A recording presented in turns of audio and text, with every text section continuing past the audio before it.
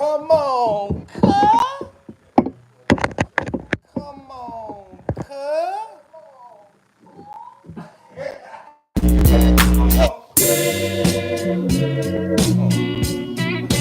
Love and happiness. And he got the easiest Something love and happiness. Wait a minute, something love and happiness. Wait a minute, something Tell people don't know, bitch. love and happiness. Wait a minute, something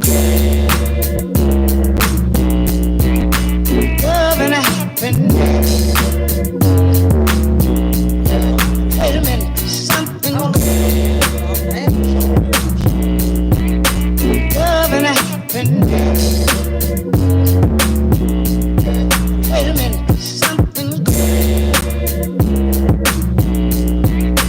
love and happiness. Wait a minute, something love and happiness. Wait a minute, something love and happiness.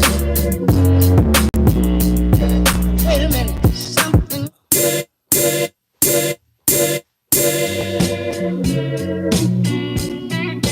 love and happiness.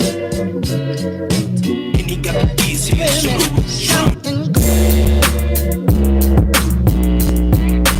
love and happiness. Wait a minute, something love and happiness. Wait a minute, something love and happiness. Wait a minute, something love and happiness. Wait a minute, something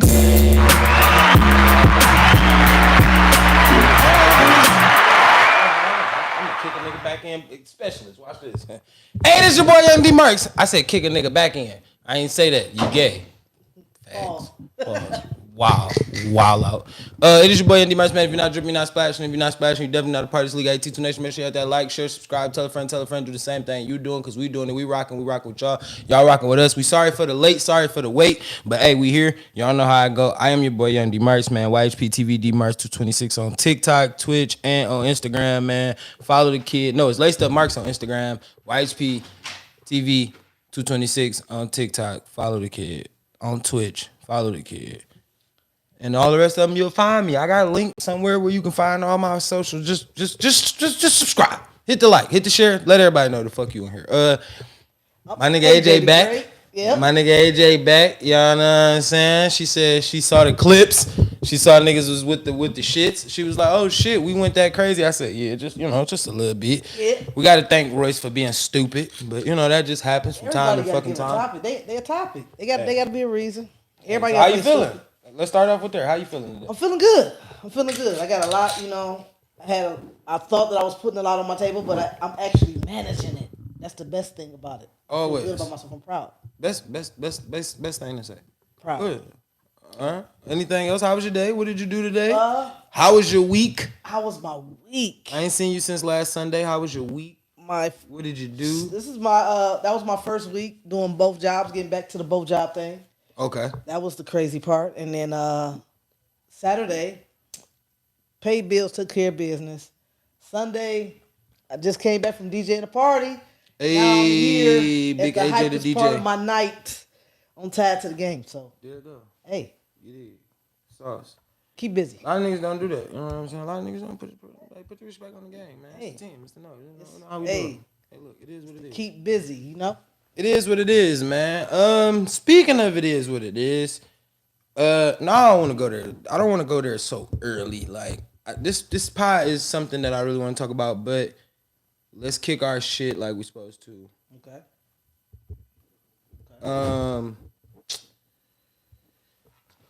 I'm not, all right, look, let me say this, because I know a lot of people that's probably going to watch this, they're going to be like, Dmarks is running and ducking and not doing what he's supposed to do. He's supposed to be here to talk about Future and Drake and Kanye, K-Dot and Cole and Metro.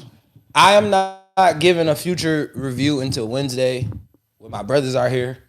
They have conversation that they want to get out there, and I don't want to step on nobody's shoes. And I actually don't want to. I don't want to actually. I don't want to steal the light off of just glorifying one song. You get what I'm saying? So I also want to go back and listen to the whole entire album. Now, from what I heard leading up all the way up into the song on Future album, I can give you that type of review. I think it's dope. I think it's something different. It's gonna change the summer for sure. You get what I'm saying? It's gonna have some shit. There's some shit on there that's gonna change the summer for sure. Future do that though. That's the point. And it's a lot of you niggas that got the fuck out of Future way. Future way. Gabs, what's the deal? That's my homie Gabs. She cool. What on Gabs? That's my dog. She cool. Yeah, a lot of y'all gonna get the fuck out of Future way. He dropped Friday. Him and Metro coming back to drop again on this Friday. That's what they said. I don't know. But I mean, the way that this shit is going, it look like that is. I'm gonna say, see, I want to give my Future review for Wednesday because I got a deep dive pause. Like, I really got some shit I want to talk about. Some nuances in that song that made me look at it and say, Drake is somewhere writing Hit 'Em Up Part 2. Drake. Somewhere. It could be in Toronto. He could be 9 o'clock in Dubai. Turks and Caicos at 11 a.m. Whatever you want to do right now. You Drake need to be somewhere writing Hit 'Em Up. Hit Them Up Part 2. Drake is he's the type that once you hit him, he's gonna try to hit back. He's gonna try to hit back hard. And it doesn't hit back as hard as he thinks it is. He's not. Nope, I'm not letting you do that. What do you mean? Drake don't fight. Drake don't fight real competition. Okay, I give you that. He don't try to. He don't. Okay. I can say that. And that's why I said I don't want to have this conversation. And there's nothing against you. No. But I know my brothers, they going to be like, shut the fuck up, nigga. When real rappers are rapping, that nigga don't be too quick to jump in the ring. I'm just being honest now. True. You know what I'm saying? I'm just being honest. Who was he beefing with? Come on. He couldn't come back. Pusha T was one of them. A lot of people Pusha just don't got the fan base that Drake has. If he had that exact same fan base, light skin, bro. However, or he sing, or he dance, or he don't even use. He take the Michael Jackson slide and do all that shit. Because we definitely need to talk about that. How Prince lived out Mike Jackson. Nigga, boom! That was just y'all right. I'm really like that. Nope, we not doing it. Nope. Save it for Wednesday. I try to. I'm gonna get out of there. For Wednesday. All right, so I did get a clip, right? And dealing with my sister, it's always good to have this conversation when you're dealing with clips and you have a female-male dynamic. Right? What's going on? Yeah. Plug up, gang. Okay, gang, plug up. All right, so, like, I was asked this question earlier today, right? And somebody asked me, can you hear me? Yeah, all right. Somebody asked me to play a clip, right? The clip was Cardi B explaining. You got translation for that? It's hard to understand her. Well, I think she articulated herself pretty well to say what she felt. So for what the conversation is. All right, so bang. I feel like it's very controversial when be like, oh, I don't go 50-50, but it's like, all right. So if you and your man make the same amount of money, right? Mm-hmm. But only your man is the one that paying all the bills. How you ever gonna save up to buy a house or buy a business? Because he's never gonna be able to afford to. So it's like certain things is like a joint thing to do. You know what I'm saying? It's like a work together. But I just feel like sometimes people like the internet really be having people like real reality. So it's like, all right, so your mom and dad used to work every single day, right? Mm-hmm. So your mom and dad used to work every single day so your mom could save her money and buy purses and your dad just pay the bills. That's not how it works. This is like your mom was in the house cooking and cleaning every day, your dad was working, or they was both working to pay both the bills. Like, y'all be acting like y'all don't know what it's like no more. Like, come on. And your mom money was your dad money and your dad money. Yeah. I feel like it's very. How do you feel? Now, the question, because I know it probably was all over the place, but that was just adding context to the question. The question that was asked to me is, how do I feel about a 50-50 split in a relationship? That was the question. I believe in no gender roles, period. What I mean by no gender roles, it's not because there's a man and a woman in the house. That don't mean that woman can't take that trash out. It's not a man's job to take the trash out. It's not also a man's job. It's not. I understand being a man of the house, having your the last say of what goes on in the house, but at the same time, he can go clean that bathroom too. He can go get the clothes out the dryer. You know what I'm saying? True. This is true. So because a lot of people I feel like are stuck in the 50s. But wasn't raised in the 50s. Don't live by real 50 tradition. Right. You know what I'm saying? They figure like, okay, he goes and go pay the bill. I mean, he go work and get the money to pay the bills. And she, delegate everything, put the bills, take care of the bills, da-da-da-da. That also means, so he's not supposed to cook.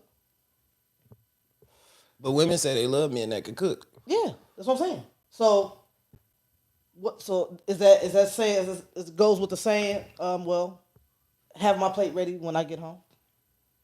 I ask these questions all the time. You know what I'm saying? What's wrong with a man actually saying, "Hey, babe, let me give you a break," or a woman saying, "Hey, babe, when you come in the house, I know you're gonna work. Hey, babe, let me massage you, get you together." She said, I believe wholeheartedly in gender roles. I don't have a problem with doing traditional wifely duties if he's going to do traditional husband duties. Okay, Gabby, I get that. I get that. And I feel that. Wait. It's woman to woman. Woman to woman. Let me raise my hand and say this as being the only guy. Okay. Right? No shade to nobody. Right? What is a traditional husband role?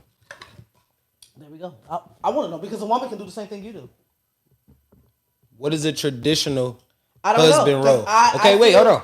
What is a traditional wife's role? Because women still, if we want to break these two things down, a man go to work all day, come home, provide, recycle until he die, right? That's the traditional state of mind, right? Okay. As a woman, you cook, clean, take care of the kids, you bear children. You say nothing. You do nothing. You stay in the house all day and be a sports mom or whatever it is. If kids got to go somewhere, that's the only time you really leave in the crib. You pick them up from school, you do that. Women ain't trying to live that life. Stop it. Ain't no going out to the club. Real traditional wives don't go out. They have girl nights with other parents, but they don't go to the club. There's no clubbing for you. If this is what you're saying, a traditional. But even... in traditional houses, you don't get the gifts, and you got to skip and sacrifice things in these traditional houses. Yeah. Have you ever seen the Jeffersons or Good Times? Like they showing you what these traditional housewives went through, and y'all women don't really want to deal with that. You can't deal with having to eat leftovers for a week. Shit. She can. You got a different mentality. Yeah, but what I'm saying for a woman, she's gonna look at it differently. Like, what you mean? She got to cook every day. Why do I have to cook every day? That don't make sense. Why do I have to shop every day? That don't make sense. Why do I have to wash clothes every day? That don't make sense. Why do I? Well, why? As a man, he should raise his hand and say, why do I? Yeah. And the woman gonna say, well, that's a tradition. That's what you are. You're a man. So you only look at me as an ATM. You have to have that. Both of y'all have to have that mentality. It can't be her like, shit, you bring home the bills. I did everything all this week. Now I get to go out and da-da-da-da because you off the weekend. Okay, all right. So listen, because I do see Gab saying this and lead. All right. So what is providing? Like, when do you say like? What is considered providing? Because material providing, or I get it, but when you say providing, right? Mm-hmm. Like my traditional thing is that means you want me to provide for both our lives, like our lifestyles, right? So I mean I have to make a certain amount of money because women don't live in a. Or it's a budget. But it's not. She can't spend what she don't have. You right, but she will. Because if you won't give it to her, another nigga will. But that's what a young nigga that's fighting. But I'm just saying that's what young men are fighting against. I can't compete with older making 6 figures, or not even a nigga that's making 6 figure. If I'm 25, I'm not gonna compete with a 35-year-old. I'm not saying that you can't, because there's some 25-year-olds out here that's really turned up. You feel what I'm saying? But what I'm saying is, in a traditional sense, in an average sense, not the nigga that's scamming, drug dealing, doing some extra shit. Actually doing a 9 to 5. Actually doing some shit like legal all the way. Reese in the building. What's the deal, gang? Listen, what I'm saying is, it's impossible for that to happen and him to compete with a guy that's over him. Like, even if he go into, like, you could look at a job landscape. He go get a job. They can't respect a nigga. They don't, niggas that's older than you don't come in and respect you as a manager. You got to kind of do some shit first for a nigga to be like, all right, hold on, little dog ain't no ham. Right? You feel me? You might have to cut up on a nigga, turn up on a nigga, like, smack. You know what I'm saying? You got to really turn up on a nigga for them to put respect on you, because they already looking at you as a young nigga, like, you young, you don't know nothing. And they be like, all right, that's cool, but hey, big dog, I'm making the cheese right now. You not. Your old ass want to stay here and flip fries. Nigga, I want to go in the office and make the schedule. I don't want to work that hard. I don't want to leave here every day smelling like a McGriddle. You do. Right. You've been doing this for 25 years, not me. Right. You feel me? I'm 25. I can get out of here in 28 and still think that the world is bigger than what this fucking restaurant is. You don't see past this, because you've been working here. You fucking grandfathered in. You fucking granddaddy. You feel me? I'm just saying, you grandfathered in at fucking McDonald's. I can't wait to use You get what I'm saying? Like, that's what be wrong with a lot of niggas. Come on, bro. Like, you got a lot of attitude because you're grandfather. That's a lot of jobs, though. I'm cool with a budget, but I'm not okay with my husband saying he's not going to get skills to make more money to make our budget larger. I like that. But how as a man can you go out and say that? If I'm already working here and this is breaking me, like, as a person, I can't go to school too. Because now, when do I ever have time for you or life or to do anything? So am I in a time capsule? Like, what is this? I don't have. But that's for her. You know what I'm saying? That's for her to say, hey. But see, when she go to her, when he goes to her and say, babe, I'm tired. I want to do more, but physically I can't. Okay, so now that's when she's supposed to jump in. Babe, listen. Either get it done or don't get it done, or hey, it's all right. We're gonna work from here. It depends on the type of woman, the mindset of the woman that you're dealing with. Because if she gonna be greedy, she don't give a fuck how you feel. Nigga, give me what I want, or as you said, I'm gonna get it from another nigga. You know what I'm saying? Women don't like to struggle. Shit, men don't like to be broke. They don't. But one thing about it is, if a man broke, he gotta go through what he gotta go through. Yeah, but some women ain't willing to sit around for that. I understand that, and that's when he got to make his choice. And that's why I said, like, but if you think about it, look at just, if we were in let's say the early to late 90s, right? As a man, you should want more money, period, with or without me. Listen, that's here nor there. Like, literally, I want to be the richest man in the world. Like, of course, that's the mentality of every man. I want to be the richest man, or I want to have cheese. I want to be able to make sure you don't have to work. I want those things for myself.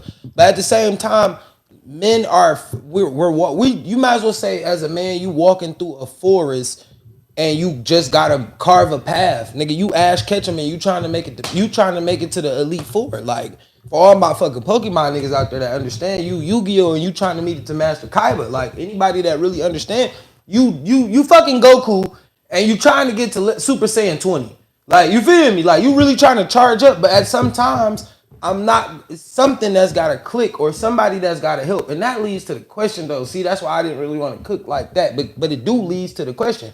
And I was listening to It Is What It Is. I do have context if y'all want to hear the clip or whatever what Mace was saying. But the context of the conversation was some of your life choices can persuade you or deter you off of your path to your destiny. Right? So in that process, I'm asking people is, do you feel like some of your life choices have persuaded you off the road to your destiny? Because everybody always say, like, my choice is my choice. I made the choice. I have to live with them. Right, I get that. But where do you think, like, that decision that you think altered your life? Because I also can tell anybody that. And then do you think, like, you feel me? It's a turning point, because there's growth. And some things, you got some people that like to try shit out. Like, literally, like, step out on faith and just be like, I'm going to try this. I ain't never did this shit before. I'm going to try it. Boom, it didn't work. That's a life-altering. Now you got to get back on the right path. That's a hard step back. But I feel like that might be your destiny. That might be step one of your destiny. You'll know when it's for you. That might be for you. You just might not know how you attacking it right. I can always say that. Like I always feel like something that you've been doing your whole life is something that's comforting to you. Okay. You see what I'm saying? Something that's comforting to you. You do it and it's comforting to you. I don't care at what age you get. If you can't physically do it, you watch it. If you can't physically, like when you watching it, you know what I'm saying? You try to look for the best. You're a competitor. You compete at a high level every time you do it. Even if it's talking it.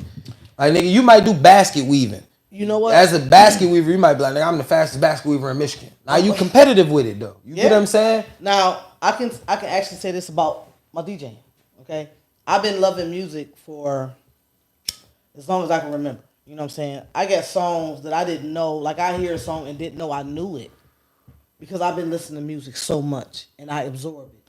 And like I used to go out to family functions and we used to have the phones. Well, let me do it. Let me play my music. And I used to watch people and how they react to the music.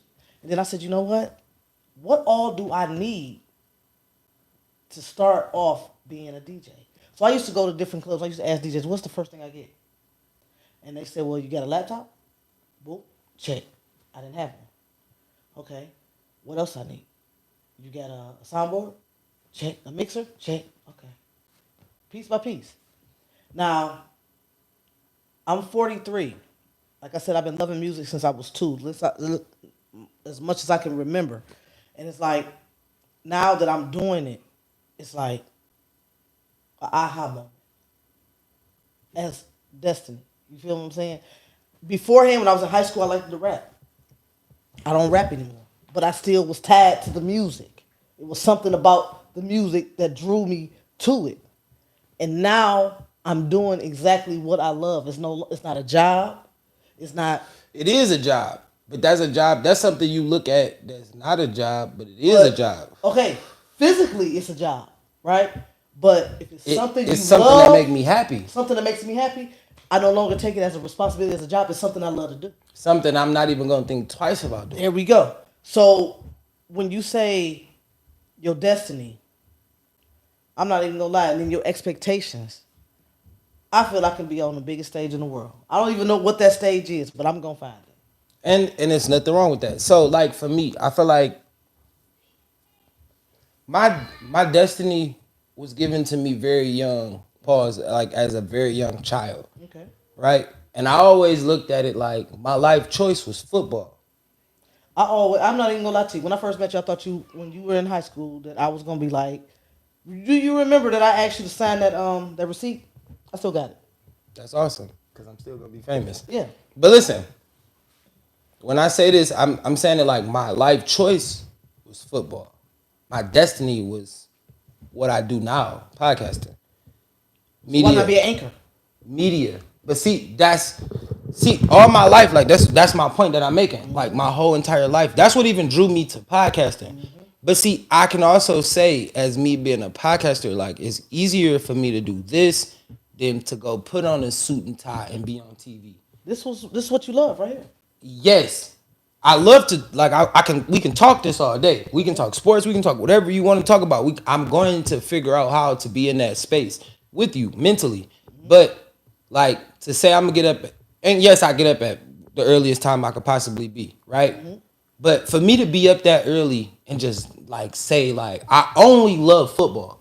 It's not like I'm a basketball guy. Okay. You know what I'm saying? I like basketball. Yes, it's interesting. I like to see people play. Like I like Kyrie. I'm the opposite. Yeah. I love basketball. You a football here. I can watch football, but basketball is my football season. Sundays, Saturdays. I can sit in the couch. I can sit at home all day and just watch sports. Further. You don't know what's easier till you try it. There you go. I get it, and I'm gonna give you my sauce on why I feel like I understood that what I wanted to do as a destiny wasn't created at that time. But I just didn't know what I was doing. So I always give shout out to my senior year English teacher, right? She was the first person to ever, she was a white lady. She was the first person to ever put a camera. All right, what's her name? Charlotte Smith. There you go. Never forget her. Charlotte Smith. Big ups to Miss Smith. I swear to God, I'm going to clip this. What time is it? 8:14. So that's about 20, 30 minutes. I'm clip this in. Shout out to Miss Smith. I'll say this right here.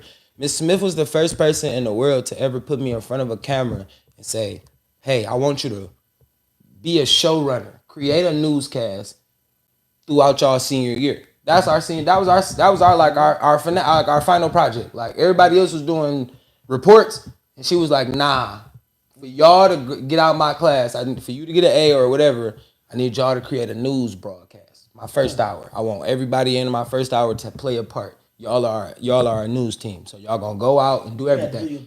She unlocked this. I swear to God, she unlocked the teachers' lounge. She let us in the teachers' lounge. We was doing live interviews. She gave us a camcorder. We was walking through school with the camcorder, going crazy, like interviewing kids, all kind of shit, like having fun. And at the end of the year, it was the most nervous thing I ever did. No kids in school. You know the last day of school, niggas ain't in school. Listen, niggas, it's barely niggas in school. Niggas that gotta take their final. Like you really on your final. But she played that bitch at 8 a.m. I'll never forget. I walked into school, and as I'm walking into school, I'm walking into my athletic director's office. But you know they got the TVs in the school. You know all the TVs is connected. So I walk in. I'm like, "What up, Coach Marsh?" You know what I'm saying? He like, you good? We talking about football with him? I'm like, "Yeah, I'm good. What I'm gonna do, whatever." And all of a sudden, I hear my voice. I look up. Coach Marsh like, when the fuck you do that? Literally his exact words. Fuck you do that. I'm like, oh, that's Miss Smith. Like, that was my. That's dope. That's dope. And she was the first person. Like, she literally played it. It played throughout the whole day. You seen yourself on TV. You do it right then and there. You was a star. And listen, and shout out to Miss Smith, my editor that helped me start this podcast, to start me even on this journey, like literally on this path. His name is everybody on the pod know him as Poppy Chew, named Grady, but that's my dog, Pop Chew. You feel me? He was the one that did the editing for us. Like he recorded it, he edited it. We sat down and edited it together, and we turned out not even a whole 10 later, we started really doing this. YouTube opened the door. She showed us something that we never even thought that we were interested in, and it took me to another level. She dropped that seed, and look what she did. I see, Reese, what you saying. You saying never live just because I never know what my outlook in life could be. I understand that, but I just know me personally putting on a suit and tie and going to sit in front of Skip Bayless and arguing with them. I can argue the points with y'all. I got facts. I know how to stay up at 2:00 in the morning, watch the game. I know how to get up early and take the notes and do all. I can do all that. That's so simple. Like it's not hard. Like truly, I promise you, I'm a football junkie. So what you gonna tell me is not gonna really work. And I have everything they got to say. Listen, and I have football experience. I'm not like you average analyst. That's what I actually played football. Like I played the game. But watch. Or if you did your high school career or wherever you stopped playing that didn't really pan out. Like I really did this. I coached it. I'm teaching kids. I know how to talk to the youth. I know how to interact with everybody. I know I'm a player's coach. Like if anybody want to say I'm truly a player's coach when it comes to football, because I know what my coaches did for me. So I know where to. It's just like parenting. You know where to fix it. You know how to connect a little bit more. You've been in them shoes. I remember when I was 10 and my coach was yelling at me, smacking my helmet, not telling me the right things to do because you can't coach my position. You don't personally know how to coach this position. So you're just only here for the tackling and you think you know. But now I'm the older guy and I know that you need to take, you feel me, in the cover 2, stay 5 yards back. But you feel me? Or in cover 2, man, we about to press. So come up on them, make sure you get your hands on them. Don't always lunge. Don't try. Like I can give you this job. I can talk football with you 1,000 times. But when you get on the field, you think you're gonna remember what I just said? No. The adrenaline. That shit, it's not even that. It's just the fact that it's just the fact that what I said to you, it don't relate. It don't relate to you. But guess what? If I show you, step by step, same way I just explained it to you, right, and let you put your swag on it, it's the same thing. It's the same shit. And you get the stunt. Do your thing. Dance. I'm with you. As soon as you make a play, hey, I'm with you. I'm out there. Ask anybody that's seen me coach. I'm out there with you. I'm out there with you. What? I'm out there with you. We gonna get on TikTok. Go check out my TikTok. YhptvDmarks226. Them kids got 13K views. They go crazy. Cause I'm not the star. My days are over. Y'all are. Cause when y'all make it to the league, when y'all do something good, when y'all get to go across that stage, I just hope y'all say, man, I had a coach at Little League or wherever we met. I had a coach that never gave up on me. Yep. That never gave up on me, bro, and I owe him something. It's that little kid out there. Y'all is weird with this sock shit, bro. I don't know what the fuck I be having. Socks and Listen, shoe game. Oh, well then shit. Let's go. What we doing? What we doing? she interested. I'm not. I don't know who is. I don't be you showing. know, No, I don't. Listen. Every so often we have a weirdo coming out just to comment on socks and shit. I agree with Reese. I'm like I said again. It's not about a limitation of options. It's just what I'm telling y'all that my life and my destiny is like. That's a life choice versus the destiny. So like my life choices, having a kid that slow your progress down, because when you have a kid at an early age, you got to also understand now you're not living for you anymore. You living for someone else. Then you have to deal with that. You have to grow with that child. You have to develop a parenting thing. You have to understand that you got to separate being a kid friend, being your kid's friend, and actually being a disciplinarian. You have to understand that I got to step in now and not later. And everything that our parents said to us, yes, they were right. I'm never gonna say that my parents wasn't right. Y'all were right, but it's always a word. It's always a better way to deal with things. Right. I needed my ass whooped when I was a child. I'm not gonna lie. Every child needs their ass whooped. Yeah. Y'all need that. It's just what it is, bro. It's called discipline, bro. It's either you get your ass whooped by your parents or the world gonna whoop your ass. By the street, yeah. The world can whoop your ass. I think you don't really want the world to whoop your ass because they don't love you. Listen, they don't love you. You might end up 6 feet under in a casket and everybody got a t-shirt with your face on it. Yeah. Like that's the world whooping your ass. Yeah. Or you could end up in jail for life because you put a nigga 6 feet under. Mm-hmm. Because the world whooped your ass. Like I'm just letting y'all niggas know how it could go. Like because either way. After that ass whooping from your parents, there is an explanation for it. I think you learn consequences. Why I did it. It's a consequence. It's like you either gonna be more sneakier or you gonna understand that it's a consequence for you not taking out the trash. It's a consequence for you not doing this. Don't ask me for something if you don't understand that I need you to do this. It's like everybody has to go through what you gotta go through. It's okay. It's okay. I promise to Jesus Christ it's okay. Because everybody was a kid at some point, right? And everybody understood that when your mama did like, when she hit you with that right there, that looked like. Oh no, it's shit. My mom to this day, I swear I'm 43 years old. My mama can sit. When she look you up and down like y'all boxing, yeah. When she hit you with the look of the boxer, like. They say you're not. Or when she squint her eyes from across the room. One of them that. Oh no! Don't be in the choir pit, and your grandma gotta be. And your grandma gotta get contact. Hit you with this? No, your grandma gotta get eye contact. So she waved the fan the wrong way. So you the only nigga that know what's going on. You look up and she take the fan and turn it sideways. Yeah, it's. Soon as we get outside, you like no. I ain't even like that. No, let's go to the pastor's room real fast. Pastor, can I borrow your office? Mm-hmm. You was in there, you was fucking up in the stands. Yeah, think I'm playing. Play with me like shit won't go left. To this day, like literally, it be me, my brother, my sister, right? We just chilling, we acting, just being us, right? And my mama can have her friends around, whatever. And she hit us like we be over here laughing and giggling. We cracking jokes on the older people, right? We just laughing and shit. My mama hit us with this. Bro, this how we is on the couch. Like, see this three right? I tell my don't talk to me. Don't say that. Just turn over. Just look that way. Look that way. Don't even look me. Just leave me alone. I can't even fuck that. No, fuck out of here, bro. Listen, when I say my mama give me that look, it's like ain't no way. Hell no. It's what? Why you say that? What are you talking about? I didn't, Mom. What? He did it, not me. Like, what you mean? Definitely. I'm like, definitely. I'm just here. Like, that's what it is with me. I'm just here. I don't know what their problem is, but I mean, you always get that sibling. That's the family manager. That's my sister. I don't have that sibling. It's only two of us, right? Like, but biologically, it's only two of us. So I have an older brother, and it's me, right? So like. Who take care of the business? Like if you have a situation, you like, damn, let me call my brother and ask him, can he? Or do he come to you and say, hey, so you the family manager, nigga? That's why you didn't get it. You the family manager. That's what it is. That's whack. It's you. It's you. It's the wackest shit ever. To be the responsible kid out of your parents, that's the wackest shit ever. But I don't take nothing away from mine. Was you got to use the bathroom? You run around like you got to use the bathroom. That's a good one. I ain't gonna lie. That's a good one. That's a good one. That's a good one. That's a fucking good one. Oh shit! You want to go to the bathroom? You got to take the bathroom. You running around like you gotta go to the bathroom. Like, you know what? No, I ain't even gotta pee that bad. I might have to use that. I ain't gonna even lie. That would scare me. Like, Gabby, you got any kids? Gabby, you got any kids? Oh shit! She said you gotta go to the bathroom. You use that one. You running around like you gotta go to the bathroom. Oh, so and you can say that. Hey, listen, and you can say that so smooth too. Yeah, you gotta go to the bathroom. You sure?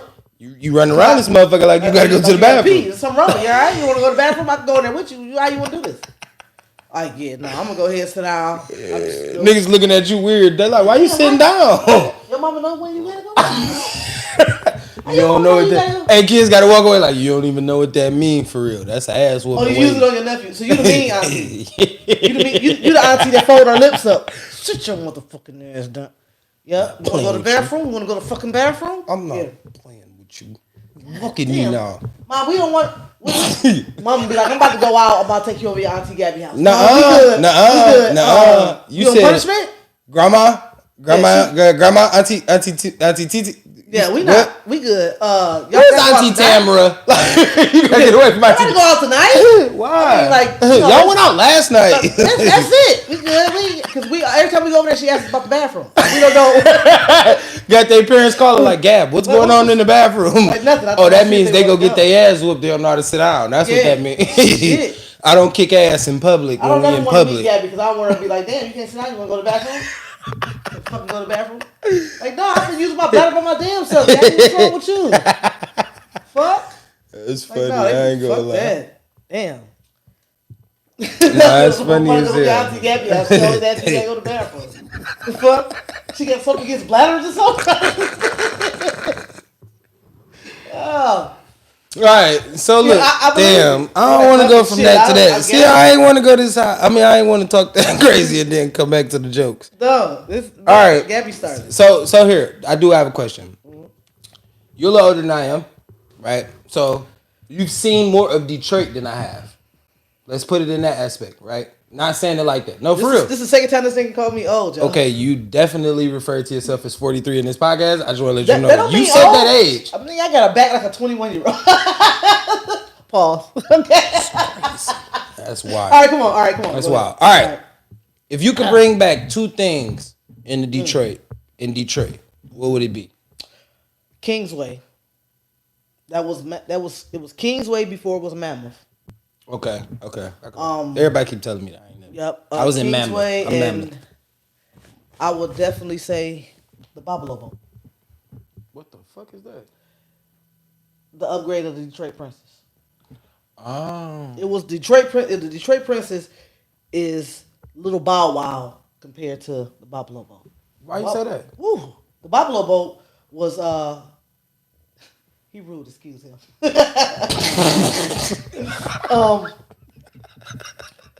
I ain't old though. I'm good. Shit. You know what I'm saying? If I ain't told y'all I was 43, y'all wouldn't have known. You don't know how hard it was to get my leg up here. Let me stop. I fucking did. I did. I can move my legs. I was good. Yeah, I'm still young. How are you? My fucking hips gonna give out tomorrow. No, that was funny. Babalobo was like definitely like he was able to do so much stuff. It was like music, real music. It was like if you felt free as a kid. It was like the first time. It was like they used to give us these captain hats, and the captain used to come off the boat, and he used to just laugh and joke with you, and it was just like it was free. It was something to do. It was, first of all, as kids, we only been to the inner city. You know what I'm saying? So all you seen is cars, houses, this and that, for you to get on that water and not realize that's the Detroit River. She said she heard the stories about that boat. You had to be there. Yeah, you definitely had to be there. Like there is no explaining it. It's like you can't even the shit that happened on the Babalobo boat. Like shit, they used to have kiddie discos on the Babalobo boat. That's crazy. You know what I'm saying? So it sounded like it was fun. Hey, that motherfucker shit. All right, you see how the Detroit Princess just do this? They had us all in Canada. We was throwing shit. I don't really think like to me. I feel like that's kind of like subjective. Like niggas really be playing. Like you could take the princess and make a square, nigga. You in Canada if you make a square. Go make a left. Yeah. make a left. That's it. Just go ahead. They know what the fuck we doing. I swear to God, go right up the street, make another one. Come on, you got a jet ski that's jumping across the lake. They're in Canada. And if somebody get hostile, go ahead and make a U-turn in the middle of that bitch. They know cars coming. That shit coming. Alright, yeah, my bad. What's that little speedboat? Go ahead. That was a speedboat, ladies and gentlemen. Please be advised. That was a wave. That was it. Don't worry about it. That shit funny though. No, I ain't gonna lie. Yeah. For me, shout out to the 7 in the chat. Make sure y'all hit that like. Make sure y'all hit that share. Let everybody know y'all in here. It's me and AJ tonight, man. We kicking shit. We know we was a little late today, so we're gonna kick it a little bit longer than we normally do. But hey, we here today. We trying to drop some juice for y'all. But make sure y'all hit that like for us for sure. We need that like. Hit that like. Hit that like. Hit that like. Hit that share. And hit the subscribe button, man. We on the road to 1K, bro. Road to 1,000 subscribers. We came from nothing to these 400 and some subscribers. Everybody is authentic and genuine. Like, we love y'all. Support us. But, you know, my mama said the Bible. God damn, everybody was on the Bible boat. All right, BMF got to put the Bible boat on there now. Come on. Oh, let's talk about that shit. Oh, wait. After that, that's next. Because we can talk about that weak-ass TV show now. Now it's starting to get boring. I ain't going to even cap. But, all right, look. They only got so far they can go. No. It's a lot of stuff that they just... We'll talk about it. All right, so look, for me, I'm going to say... In Detroit, right? Yeah. What would you bring back? Authentic Giant Slide. It's got to be the original. You talking about the one that you... The original. The original digital. Listen, the one that they put out... that wasn't the original digital. I don't know what type of Vaseline they putting on that. No, that wasn't archetype right. They didn't get the right archetype. Them motherfucking kids was flying. Bro. Fuck. It was. But then again, they wasn't riding like we was. Pause. They wasn't riding the Giant Slide like how we were. Like, that motherfucker was different. And we knew as kids it was dangerous. The bitch was 10. Bro, we knew that motherfucker was dangerous. Was yellow. Listen, you right. But listen to me. We knew it was dangerous. Like, when you go, like, when you first jump on there, niggas... Fuck, go beyond that. Going up them stairs, you like, wait a minute. Listen, when you got the... Man. Then you got that little white kid to go... You like, sit down, you little... Like, what the fuck wrong with you? Who moving there too high? Stop. Don't do it. Relax, then you got that little whack-ass potato sack, and you got to try to act like you going to sit your whole body under and not go... You try to get yourself together. Hey, listen, and you know once going down a slide at full speed... River Rock. Listen, you know going down that slide at full speed, it left some of the illest burn marks. Yeah, it left your skin on there. Every you hit that... Oh, my God. From the 80s to like you 95. Hit that ramp. Listen, you hit that ramp. They can build a body with all the skin that's left on that motherfucker. Bro, I promise. When you hit that ramp, like, you was in the air. You had to ski that motherfucker, gang. Like... Jesus, listen, I know I was fucked up in 3rd grade, but you're not going to... You had to ski that motherfucker, gang. Come on, stop playing. You was like these. You was in the air like, all right, boom, we done. Yeah, like, God damn. I paid $1 for that. That was crazy. Next thing you know, you get up like, shit. Let's do it again. I'm going again. I want my life flat for my... Because you got that one cousin like, nigga, we doing that again. Oh, no. The goat of them all is the only time I ever seen this happen. I seen this old nigga. He jumped up there. He was standing on the... And he was like...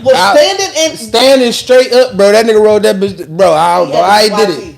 I don't know how he did it, bro. He was black as hell. He was black? He was on crack then. Ain't nobody doing that. Because sitting down was hard.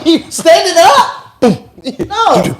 Once I'm off the ground, I have no control of my equilibrium after that. You get back down and you... I told you. No, he been hanging with that nigga knew how to skateboard. That's all that was. He was fire. Skateboard. All right, so what? Yeah, the Giant Slide. Somebody said the River Rock. You been to the River Rock? No. Tell me what it is. It's a club. The River Rock used to jump every Friday night.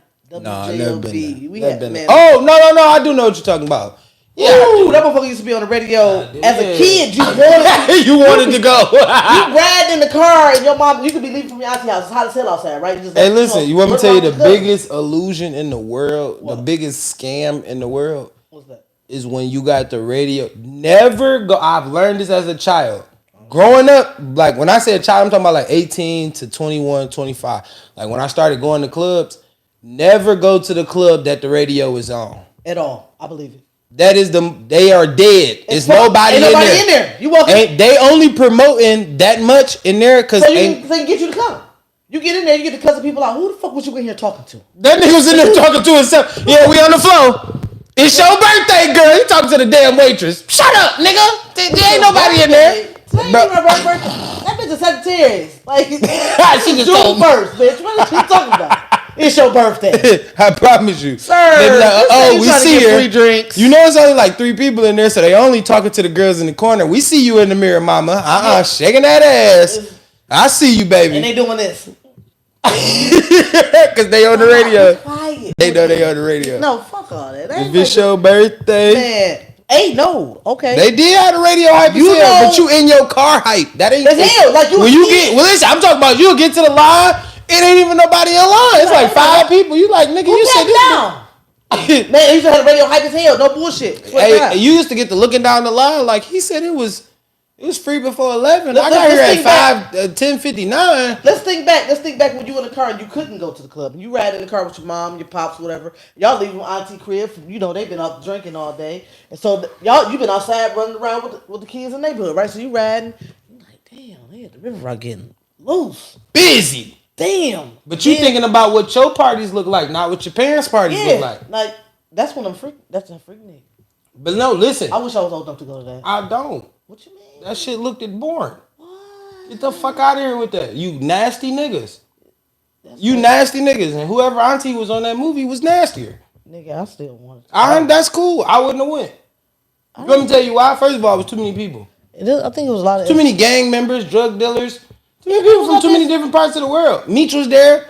I don't know what Meech was on. Dude, see, y'all was fighting. I ain't got time for this. I don't want to be on Peach Street and y'all niggas scrapping. No, listen, wrap it up, big dog. Yeah, hey, that's exactly I understand that. I understand that this was that, but when you really go watch the documentary and you see where it come from, like the picnic, where it started, how they got the name and all that. Yeah, I get the picnic. I get it. I seen no, it's not that. It's not that. Oh, the dance, freak out, dun dun, big streets, big freak out. You know that song, right? That the freak part of it plus Nick, like picnic, freak Nick. That's how they got the name of the song. Yeah, well, shit. I mean, that's how they named that. Well, shit. I thought it was because they was fucking in cars and on cars and shit. It was people fucking from Louisiana and 1980. I think it was like 1986 or something like that. No, that motherfucker went all the way, from 80s to it started like 86 or something. I ain't gonna hold you when they first started talking about it last year about they was gonna do I went straight to my mom. Let me 21 Savage. First of all, I said, "Man, you got something you want to tell me?"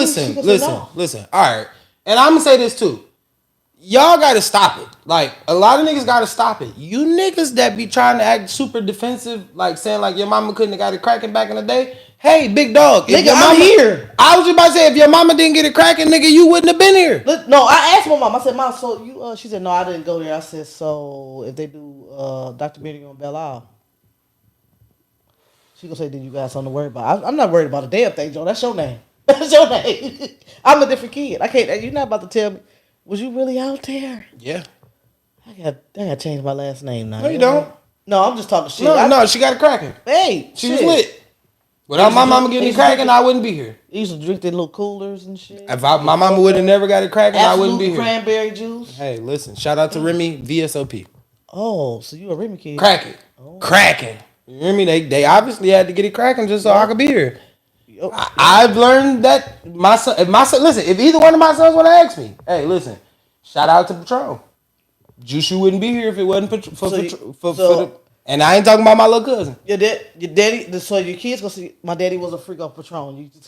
No, I wouldn't be. No, I wouldn't be here if my pops wouldn't have been drinking Patron that night. Oh, your dad was drinking Patron. No, me, not me. I'm talking about my son saying that. That's what Juice would say to somebody. Like I wouldn't be here if my dad didn't think about Patron that night.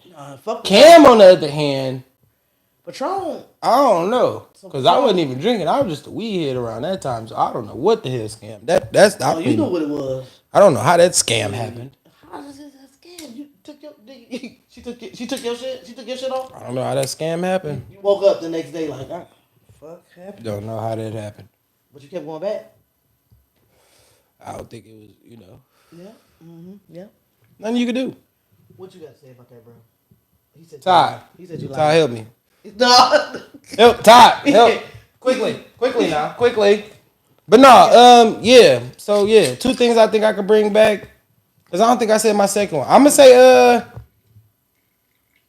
say street basketball.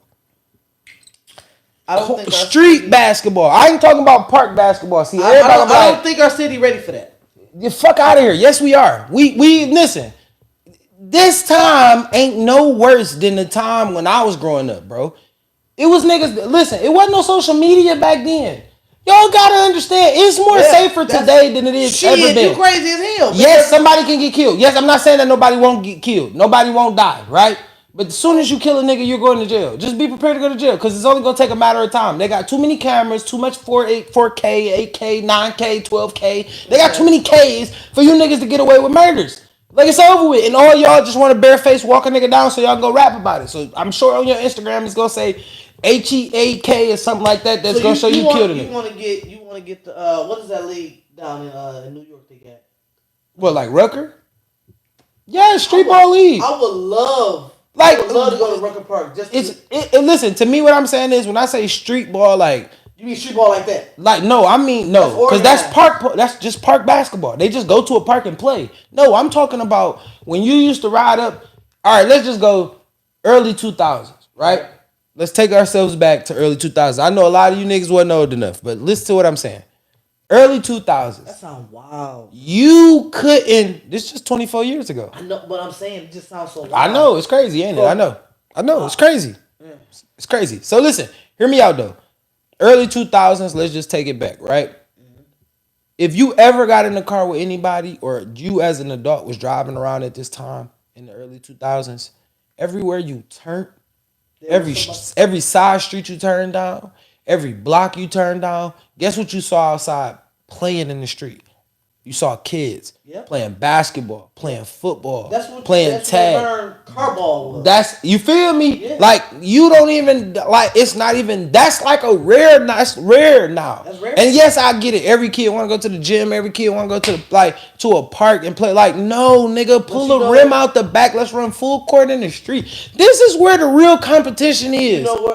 I seen some girls, we had a block party. These girls, they were a basketball team. They came to my block. One of the girls on the basketball team stayed on my street. She brought her team to our block. My cousin, he threw a basketball game. It was the girls versus the boys. Like, period. Like, they team, because she picked her 5. Like, I want my girls. I don't want none of them niggas over there. And they won. Okay. And they won.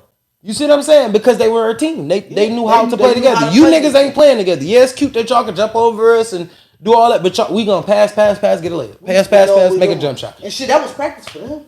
That was good. That was good for them, because it's like when they and I think one of their teammates ended up making it to the WNBA, if I'm not mistaken. One of their teammates ended up going to the league. Like, and that's what I'm saying though. Like, it's the difference.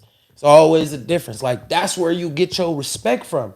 Like, kids don't even understand. You go to it ain't even no gyms to where you go earn your respect. Like, another place that people could bring back St. Cecilia.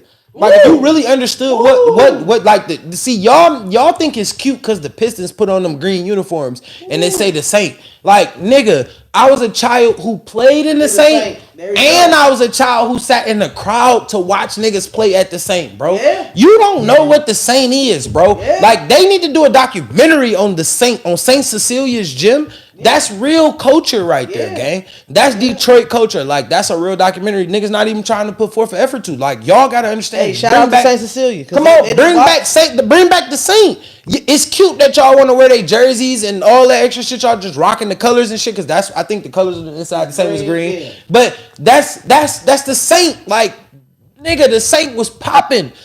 As them little kids that was playing in the Saint, I was in elementary school, coming there young, nigga, blue and gold, out there. Of course, bro, we playing there every Saturday. You know what else I like, stop playing with me. Going back to Saint, I want to bring, I've never been here. I'm not talking about the Saint. Where I'm about to say is, I've never been here, but I heard so much. It's like it's so much that happened in this gym. Crunk's gym. The boxing gym? Yeah. I've never been there, but I heard stories. You know what I'm saying? I've heard. I want to be able to go in there and be like, because like every boxing movie is pretty much based around that motherfucker. I think it was a legendary coach in there. It was a dude he was legendary. But I mean, you got to think about who trained in there though. You got Tommy Hitman Hearns. It's a lot. It's a lot of goats. Yeah, that man, Tommy's still out here. But see, I feel like to me, with a quick adjustment to the Saint, that's a middle school, high school game gym.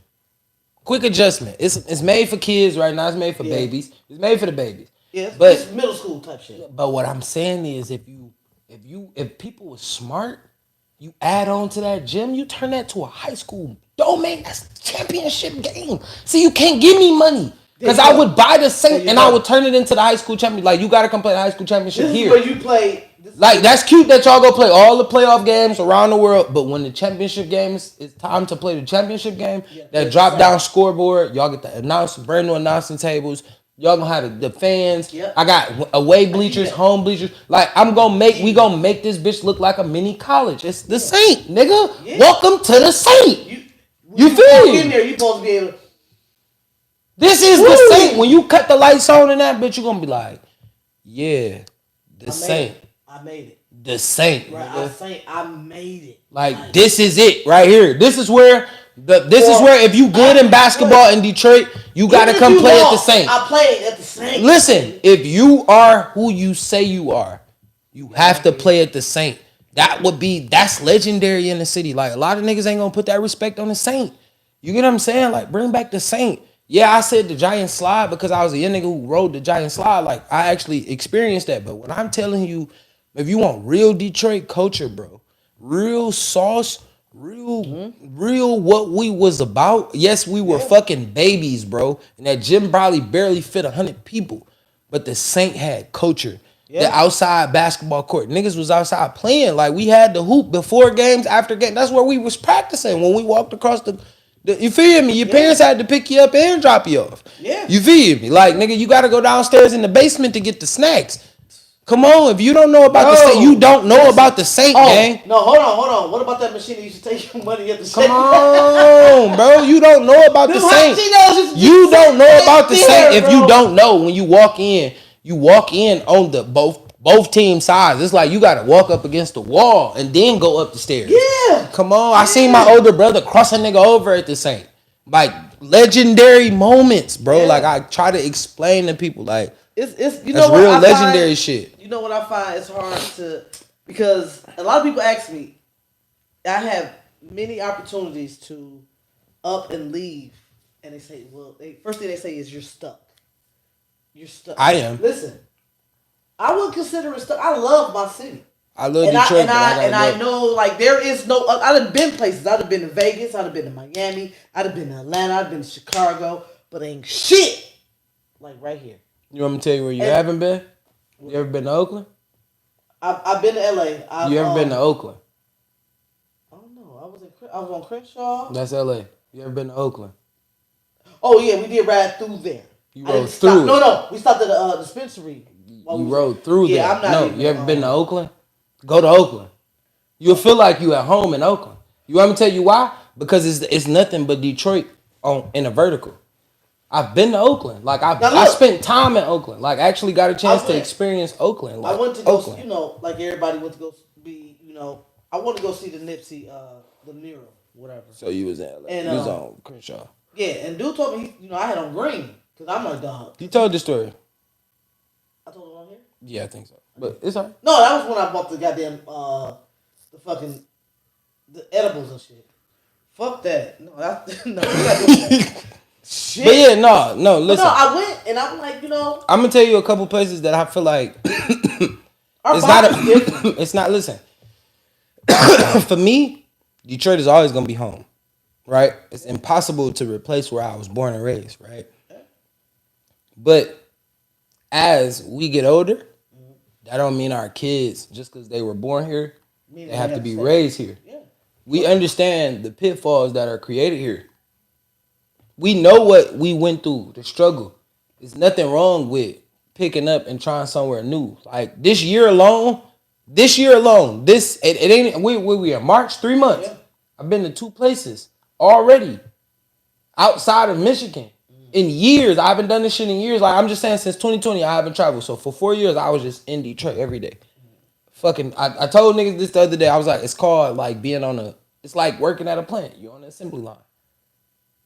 And then when you get off the assembly line to try something new, niggas look at you weird. Like, why you doing that?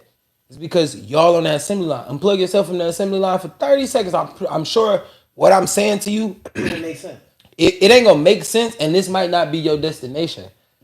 But I'm telling you, I want to experience something I've never experienced. This is something I can raise my hand. Travel, but I'm coming back home. Listen, and that's fine. But one of these times, you're gonna travel. I ain't gonna want to come back. And you're gonna see the world differently. You're gonna be like, I can be here. I had that moment. I'm gonna tell you what it was. Where it was. It's crazy because what I'm gonna say, you're gonna be like, what? Because this is how my first time ever traveling. I went to Miami. I was on South Beach, and I woke up, left out the hotel, was eating breakfast and shit, and I, in my head, I'm hearing the Grand Theft Auto. I'm saying the motherfucker with the big ass tire and shit. I'm like, I can live out here. I can be a bum out here. At the type I don't want to go back home. And then I'm like, once I got home, I'm like, I thought about it. I'm like, just pack your shit and move to Miami. What the fuck you gonna do in Miami? Let me tell you what you're gonna do in Miami. You could have been the next DJ Khaled. You could have probably that was the part. Let's go back to the beginning of it. The reason that I asked the question at the beginning is your destiny, right? Maybe I'm scared of it. Listen. Damn, you took my next question. Stop stealing my drip. This is my drip. This is what I do. I'm this guy. I segue. Yep. But that's great. Y'all watching. That's getting better. Losing this shit. She getting better. No, she getting better. No, it's the second episode. She getting better. So listen, but that's my segue. Are you in fear of your destiny? It might be. Because listen. Because I'm scared to leave here. It's not even about here, right? Like, we got to take ourselves out of just saying, I'm scared to leave here, right? What have you done in the last 24 hours to better your business? And I'm not talking about physically, like actually adding materials. Mm-hmm. How many albums have you listened to? Can you name me 5 new R&B artists? Can you name me 5 new Detroit artists? I'm not saying that you're supposed to know this, but that's the part of the job where I have someone that calls me. Pull me up. Listen. I'm just gonna hold on. I got you. Me and Dmarks. You know what? I challenge you. I'm gonna tell you what the challenge is. Just one time out the month, you do a podcast freestyle. I do that every week. You wanna try it on Wednesday? You wanna try that again? You wanna try another challenge? We do this daily. 90% of my podcast is when I start, we don't have a topic. Damn. You want me to tell you what we do? I look at my homeboy to the left. He's a professional. Listen, I look at my homeboy to the left who hit the start button. Mm-hmm. I look at Todd. Todd look back at me. I look at Zoe. I look at Bombay, and we cook. You know why? Because at the end of the day, that's our destiny. My destiny is to be with my homies, and I'm gonna tell you why I say that. I fuck with it. I'm gonna tell you why I say that, and it's that. But see, I can't be the only one that realize that this is our destiny to be a trio to make this podcast or make a podcast. That's your destiny. That's not just my destiny though. Cause listen, the reason that and let's get back to the destiny situation, right? Okay. The reason that Mace said what he said, right? Mm-hmm. And the example that he used was for 20 years he didn't talk to Cameron. Right? You know the beef. Him and Cam hated each other for a minute, right? Mm-hmm. He said, when I left rap, we made money. The money was made. I helped you get the money. You know Cam always say that. Mace was the first person to help me get my deal. Like, help me get my rap deal. So because he was already with he was with Big. Yeah. Before Big died, he promised Cam a deal with Unentertainment. That's where if you know your research. Big yo. Unsigned Cam. Yeah. If you go back and listen to Horse and Carriage, he say it's Unentertainment. So he's under at this point. Yeah. And them did them kind of greasy, whatever. Cam got mad about his first deal, whatever it is. But Mace made that happen, right? Mace made that happen. Cam thanked him for that. It's public knowledge, bro. Like, if anybody want to go watch. It is what it is. They talk about it all the time. All right. With that happening, Mace said, for 20 years, you feel me? I went over here and did this. You feel me? Yeah, that's when he was pastor. He was pastor. And it ain't even about the music. It's the fact that he came back to do It Is What It Is with Cam, and look how successful they're being. And look how much money we making. It's destiny. It was destined for us to come back. Remember, they was playing ball together. It's destined. Like, that's what I'm saying. They went from ball to music to now they're media. They're grown men right now. Like, they are media outlets. They are media outlet. Like, where we go and actually want to listen to them talk about. It ain't even about sports because they barely talk about it. They talk about everything.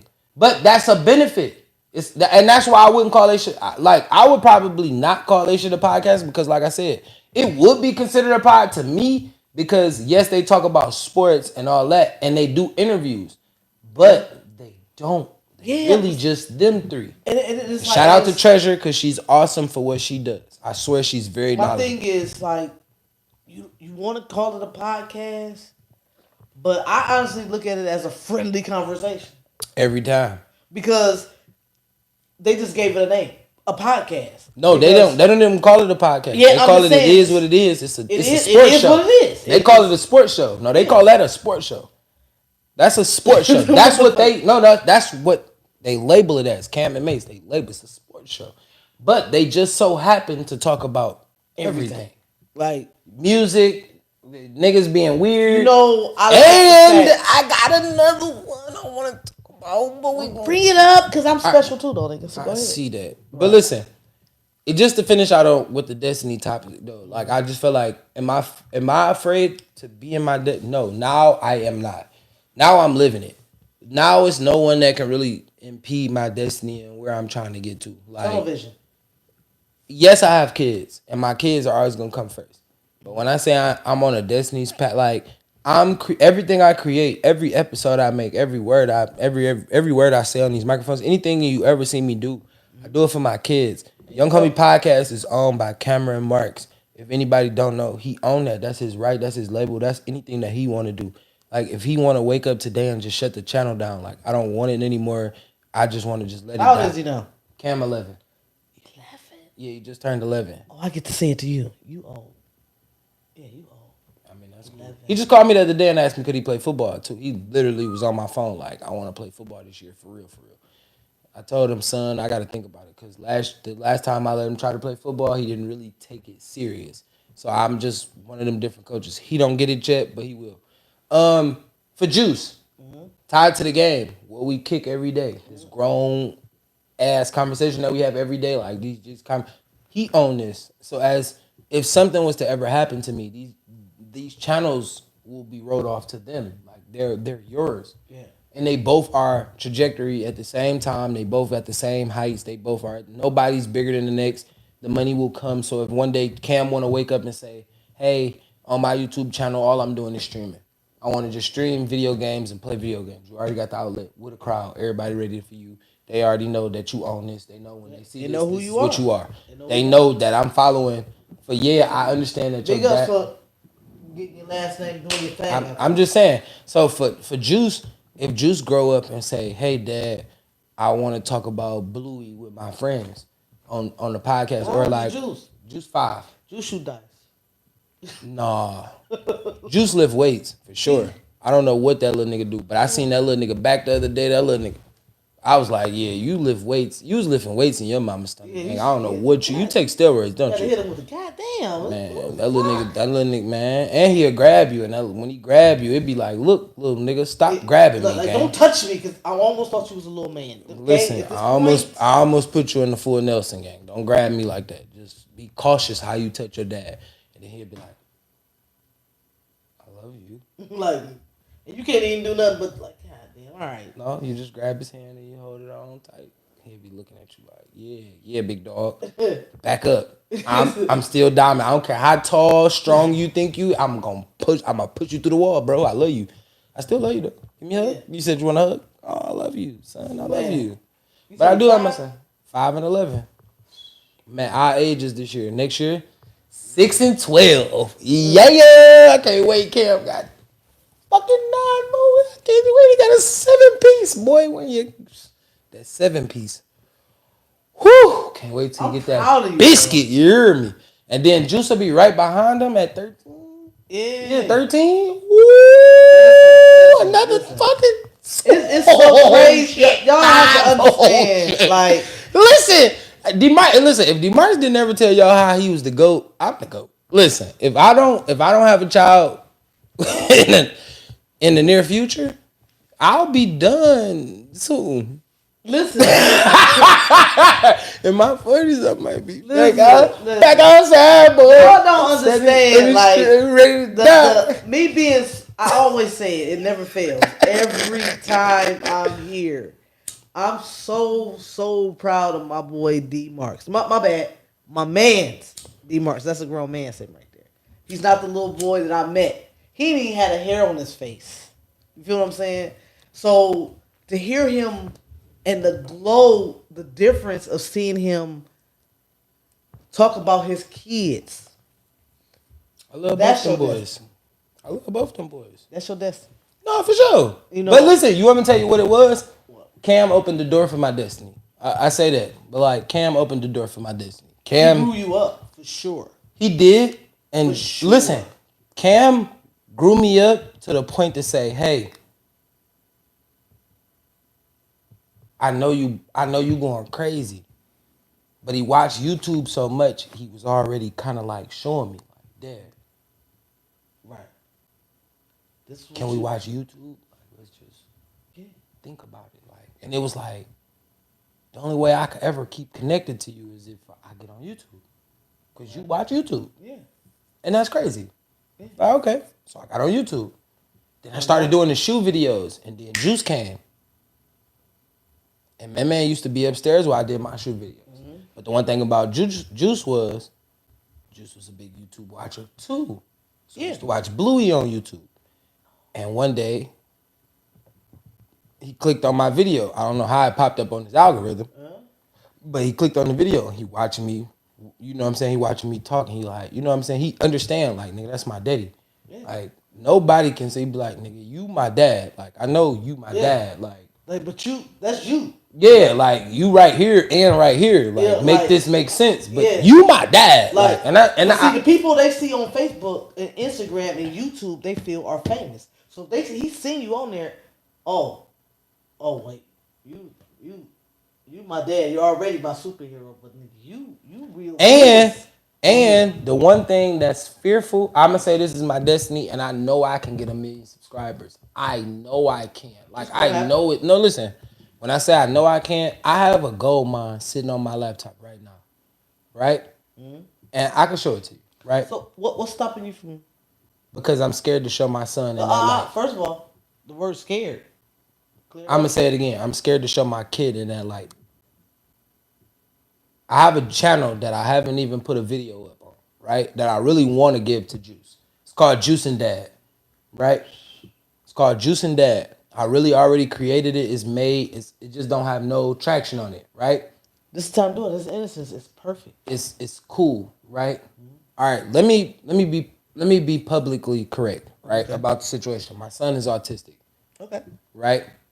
All right. So with him being in that way, a lot of people would think like, oh no, don't think what you think. My son is socially autistic. He just don't really like to talk to people.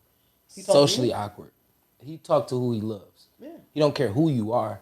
If he love you, if he fuck with you, he can peep your energy and he'll come fuck with you. Like, randomly, you could be sitting here, he'll be over there. If he don't fuck with you, he's gonna stay over there. If he do fuck with you, he's gonna ease his way over here and he's gonna look at you and he's gonna be like, what you got going on? Yeah. Like, say something to me. And then I'm gonna repeat it what you said. And then, all right, boom.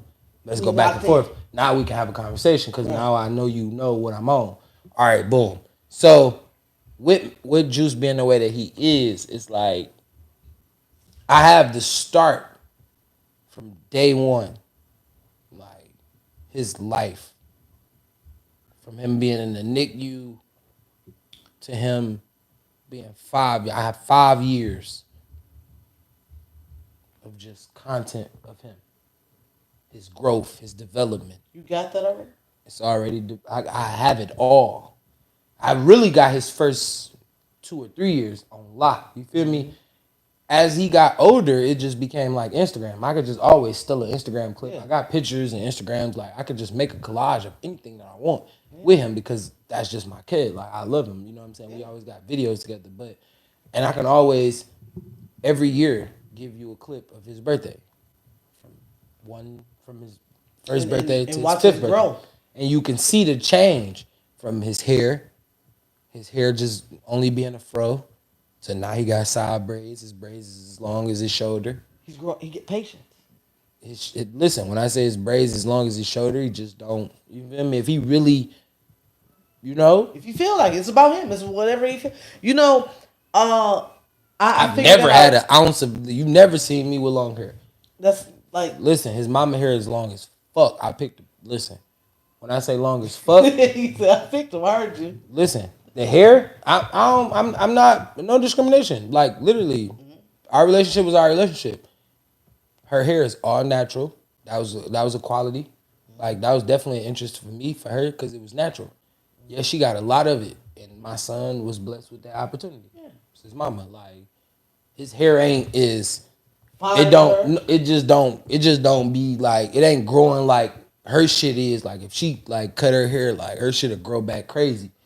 But his shit growing, like if he really wore a fro, like Juice should be like Armstrong if you blow dry his shit out. Like he really be on that. That's like with Kyrie. My baby, he does his thing. You know what I'm saying? What parents have to realize is you have to let that kid be that kid. We are already grown. Got our in, you know what I'm saying, how we think life is. We can't give that to the kid and tarnish them. You know what I'm saying? You have to let them grow. You know what I'm saying? So with that I think you just gotta be invested in what your kids like. You gotta let your kid grow up, and you gotta find out what your kid is interested in. I honestly think maximize the interest. I really don't know what Kyrie's into. He's into everything. He likes YouTube. That's his thing. He likes to watch the videos. He likes to dance. So, but if you follow me on Facebook and Instagram, I used to post him a lot. Now I notice he don't like the camera like that. Because now he's looking at it like, shit, you've been doing this for all this. Or he gets shy in front of the camera. So maybe, I said, okay, well, I had called him, I walked in. You want me to tell you how you change it? You put yourself on there with him. See, he only see it as you recording me. You gotta record y'all. So now I'm gonna set the camera down. All right, let's do a TikTok. Now he gonna be like, okay, because I'm not. As long as you're gonna embarrass yourself, I'm not gonna seem like the embarrassment. You know what? It's just the way kids think. I'm just being honest. No, because I remember I had put him on live, and I had the camera sitting right here, and it was facing him. And I'm like, you ain't gonna tell him what? At first he wasn't talking. He looking like, what the fuck? Just hate the camera. I learned this from my youngest. So then I got in the camera with him, like, I said, you got boogers in your nose? I'm playing with me, shit. He gonna say, Baba, not get no cat. He said, I ain't no boogers. You got boogers in your nose? So that let me know, hey. Like as long as we interacting. If you gonna embarrass yourself, I'm gonna embarrass myself. I had put him in the back. I did the little challenge. Put him in the bathroom, see if he gonna cuss.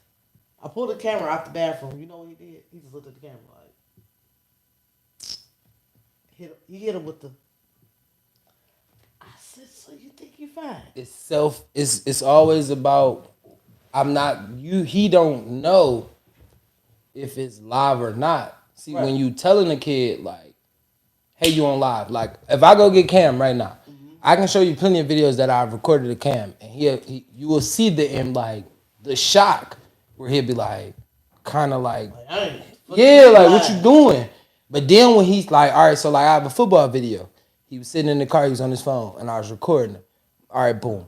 Then he had his cleats in his hand. Then when we got to practice, and he saw the other kids, the way they reacted, and the way I'm on Instagram, I'm on Snapchat fucking with them, and they kind of like, come on, man, stop playing. And then some of them is just out there dancing and shit, and they we just having fun. So he like, oh, okay. So now when he see it, he kind of not like so, like tensed up. He like, no, I get it. Like this is this. Like okay, let's make this happen. Okay, I'm cool with that. Right. Yeah, like, and that's my aspect of like growing up as with kids. Like I said, like just being a coach, like. I've learned, these are the things that I learned that we can get up out of here. Listen, I learned as a football coach that a lot of those coaches out there really just want to fuck your mama. Like, let's just keep it a stack. Like, they really want to. You know what I'm saying? And if they can't, then that's when you get sunned. If you want to find out if your kid is really good, drop him off at practice and don't come to practice. See if your son get any play time. Drop him off at practice and only show up on game days. Take 2 weeks. I right hand to God. Take any parent, and I'm gonna tell you this: if you want to find out if that coach really is teaching your kids something, drop him off at practice for 2 weeks. 2 weeks. You only need 2. 2 weeks. Okay. During the season, because you gotta actually give him some run. During the season, when they actually being active, and see what he does. By the following year, you'll be ready to take your kid off because now you'll understand that the coach is only really doing these things because he's trying to shoot at you. If you got to think, who shows up to these little leagues when they have sons? The moms. Dad ain't showing up. And if dad do show up, they trying to play the I'm together role. When y'all not together, gang, like stop it. She was up here just twerking ass at the party the other day. We had a team party the other day, and she was so. I'm literally telling you, yo. Look, I got the video. Hold on, you want to see the video of your girl? This the girl you just said you dating. She right here.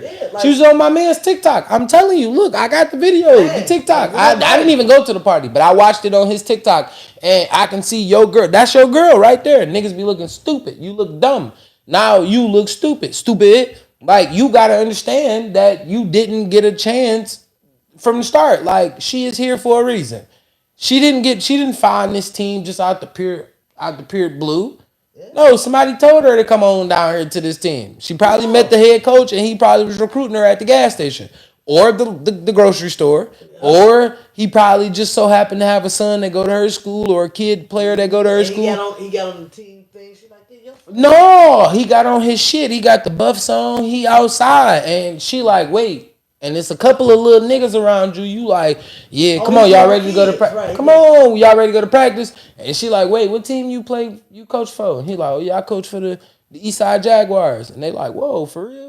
What's going on over there? How much is who? And then now you in mom's inbox. Like, matter of fact, let me get your number. I got your little boy. Oh yeah, he can get you. I'm telling you, I'm gonna make him a star. Like, look at dog. Like, look at the shoulders on him. 6'8". Like, no, nigga, this nigga is he's 4'8", 375 pounds, and he don't like to run. Like, you don't even know what he don't like. He got asthma. Little dog looking at you like, my nigga, I ain't about to block or tackle nobody. I ain't watched a football game in my life. What the fuck you talking about? What we got going on here for real? Like, let's cut the jokes. Like, you seriously? All right. Well, that's just that's just to me. But I mean, all right. I do have another question. Somebody asked me this. I'm willing to be late to work for you for this one, bro. That's crazy. Let's go. We ain't gonna go that crazy. All right. What's the fear? What do you think? What do you think the fear of being alone is? Fear of being alone. Because you ain't got nobody to depend on but yourself. So if you fail. You think that's the fear of being alone? So I'm going to say it like this. Why do we stay in situations? This is the second part of the question. Why do we stay in situations when we know we need to leave? When we know it, it's like it's over. Like, women, men, people that just be in situations like you dating a girl or you dating a guy or y'all just friends and that nigga dirty as hell. Like, dog don't be on shit. You feel me? He just a bum. He come around. He begging all the time. He sleeping on your couch. He doing weak ass shit. He ain't never got no money. You always got to pay for him. But you just should stop hanging out with him. But your loyalty just be keeping, you know what I'm saying? Like, this my man's. Loyalty can make you stupid. You think so? Because some people be loyal to people that ain't shit, but they can't see past who they are. Because if they are, and that goes to my favorite line, which is someone that was brought up on love can't put that same energy and love into somebody that was born up on survival. Damn, I should have used that as the fucking title. That shit just made so much fucking sense. I'm gonna have to use that as like a next Sunday title, like Love versus Survival. Yeah, because if you were born off survival and I was born off of family and love, and you were literally born off of getting by how you get by, whether it's grimy, gritty. So when someone comes in your life and try to show you love, you can't. Oh yeah. When you try to shit. All right, I'm back. I got to talk to. Got to. She really cooking. talk to You her. cooking. No, keep going. If you are born into like a family of love, that's all you know. And you meet somebody that's born into survival, that's who they are. This grimy, this greedy, this person. When you try to give them the love that you have been shown all your life, they don't know how to receive it.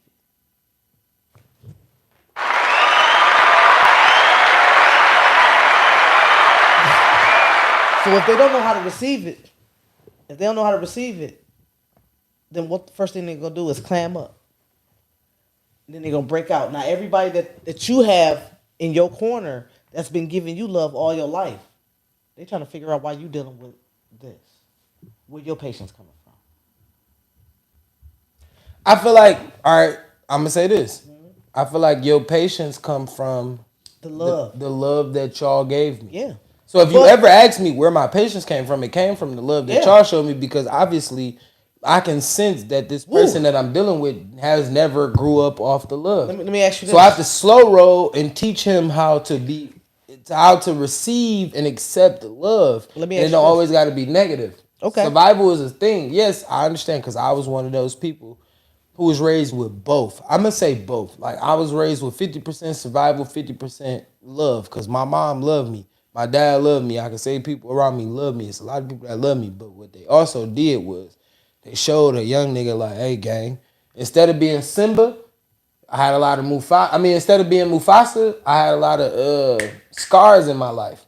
You feel me? Good Lion King reference. If anybody ain't never seen The Lion King, you feel me? I had a lot of scars in my life. So when I say scar, what I mean by that is I had a lot of people that showed me the ugly truth, not what they wanted me to see. You didn't shelter me from the real. Mufasa took Simba to that hill and told him about the dark side. He said, "What's that?" He said, "That's a place you never go." I had a scar that came through and said, "Hey, big dog, I'm gonna show you how to survive in the trenches. Let's walk through here. I'm gonna show you how to survive over here in the trenches first, before I show you that it's sunlight over here and we can survive and be lollygagging over in this part. You gotta understand the struggle before you get to understand that you need to be over here in the light. The darkness come with the light. It has to. You see what I'm saying? Yeah. Like, if you think that everything is gonna be sunshines and rainbows, that's why I always think about this. Listen, this is how I always look at it. That's why I feel like when you a celebrity and you born into stardom, and I don't want to. This is no diss to T.I. Listen, it's no diss to Boosie. No diss to Fab either. But go ahead. But I don't even know Fab kids. I haven't even paid attention to them. But I heard the shot that Fab threw in the rap. You see what I'm saying? So no diss to Fab. It's just when you're a celebrity child, you feel me? Like when your dad or your mom already made it, y'all don't understand. Y'all are Simbas being trained by Mufasas. There we go. Come on. Y'all are Dmarks. Simbas being trained by Mufasas. Where the fuck is the hand clap? Go Right ahead, there, do go the ahead. shit. You deserve that. Man. Shit. Because I honestly feel you can't. I walk through these trenches to get these thorns, to get these cuts, so you won't have to. Right. But I also say you handicap your kid when you don't show them where you got that scar at. That's right. So That's why I say I was raised by Mufasas. I mean, I was raised by scars, because the scar took me. Yeah. They didn't take me and say, "Hey, I'm gonna leave you here," and say, "Hey, I'm not gonna show you how to get out of here. I'm taking you to the jungle to show you where I got my scars from." Yep. So when I take you back to the you promised know how land, to handle that shit. No, when I take you back to the promised land, you'll know how to appreciate that shit. You gonna appreciate being in the promised land. You gonna appreciate wanting to be king. You gonna appreciate wanting to take over and be a leader. You gonna appreciate it. But if I only show you the fucking promised land and you don't know what the shadows lie, man, it's easier to fool you, gang. Like, it's so much. That's you a lamb at that point. That's where you get your kings and your fucking Boosie son and unappreciative kids like Fabs. Like, I promise you, listen, I don't disregard nothing my parents ever did. But if I was ever raised with a T.I., like, what? The vocabulary the fucking nuances, the things that I could have learned, the things that I could have. It ain't even about rapping. I'm gonna put y'all in like that's just my perspective. Like I'm gonna put y'all into some real shit, into some in a part of my personal life. My mother, she raised 3 kids by herself. You feel me? Top tier queen. That's, if I don't do nothing else, I want her to stop working. Period. I also had a father that was an addict. Majority of my life, his last 4 years on this earth, that's when he was clean. Like I said again, call me old, I'm gonna fuck you up. 43. My daddy was dirty. I'm not even gonna call him dirty. He was in the street life 40 years. You know, so when he literally came around and he said, I was his only child. So what he did was he took me around, showed me some shit. Mind you, my mom tried to shield me from all of that. She didn't want me. I knew that my dad was an addict. You know, I knew that. You know, I knew what a crackhead was, but I didn't know what a crackhead was. You didn't know what they went through. So my dad, when he came around, when his little spurts of coming around, come on, ride with me. As I got older, he hit me with the, "Hey, I'm about to go to this store and get these pills." The fuck we gonna get these pills for? He said, "I want you to keep my money in your pocket. When we pull up, don't say shit." Okay, cool. That was my intro into. There were 2 different lifestyles I was living. I was living my mom tried to keep the sunlight over me. She kept you in Pride Light. She kept you on Pride Rock. She didn't want me to, she only wanted to see the deers and the gazelles where it's easy. But my dad, he took me to like. Now, the fuck? I'll give you the vice versa, right? I had a father who wanted to show me Pride Rock and only wanted to show me the good things and wanted to be, hey, you should go to the military, or hey, you should do these, which I also got older and told my dad, I said, damn, think about this. You as a man told your child to go to the army, someplace you've never been, right? I said, but what if I go over there and just as taking your lead or your initiative, something happened to me, and I die? Yeah. Now you get a nice crisply folded flag back to America, because that's all they're going to give you, and they're going to let you bury me and blow some trumpets. And because I served my country, who don't give a fuck about you. Not saying that about America, I'm just telling you. No, I am. I say it. Fuck Fat Juan. Fuck you, you fat, uncomfortable nigga. Fuck you. What? Fuck you, Fat Juan. Fuck. Why we saying fuck Fat Juan? Because that's his fat ass that just left up out of here. Oh, he played us. He played us. Yeah. Fat Juan. From the coaches. Yeah, he fuck played you. us. Everybody dropped Fat boy. That's why you laughing, nigga. No.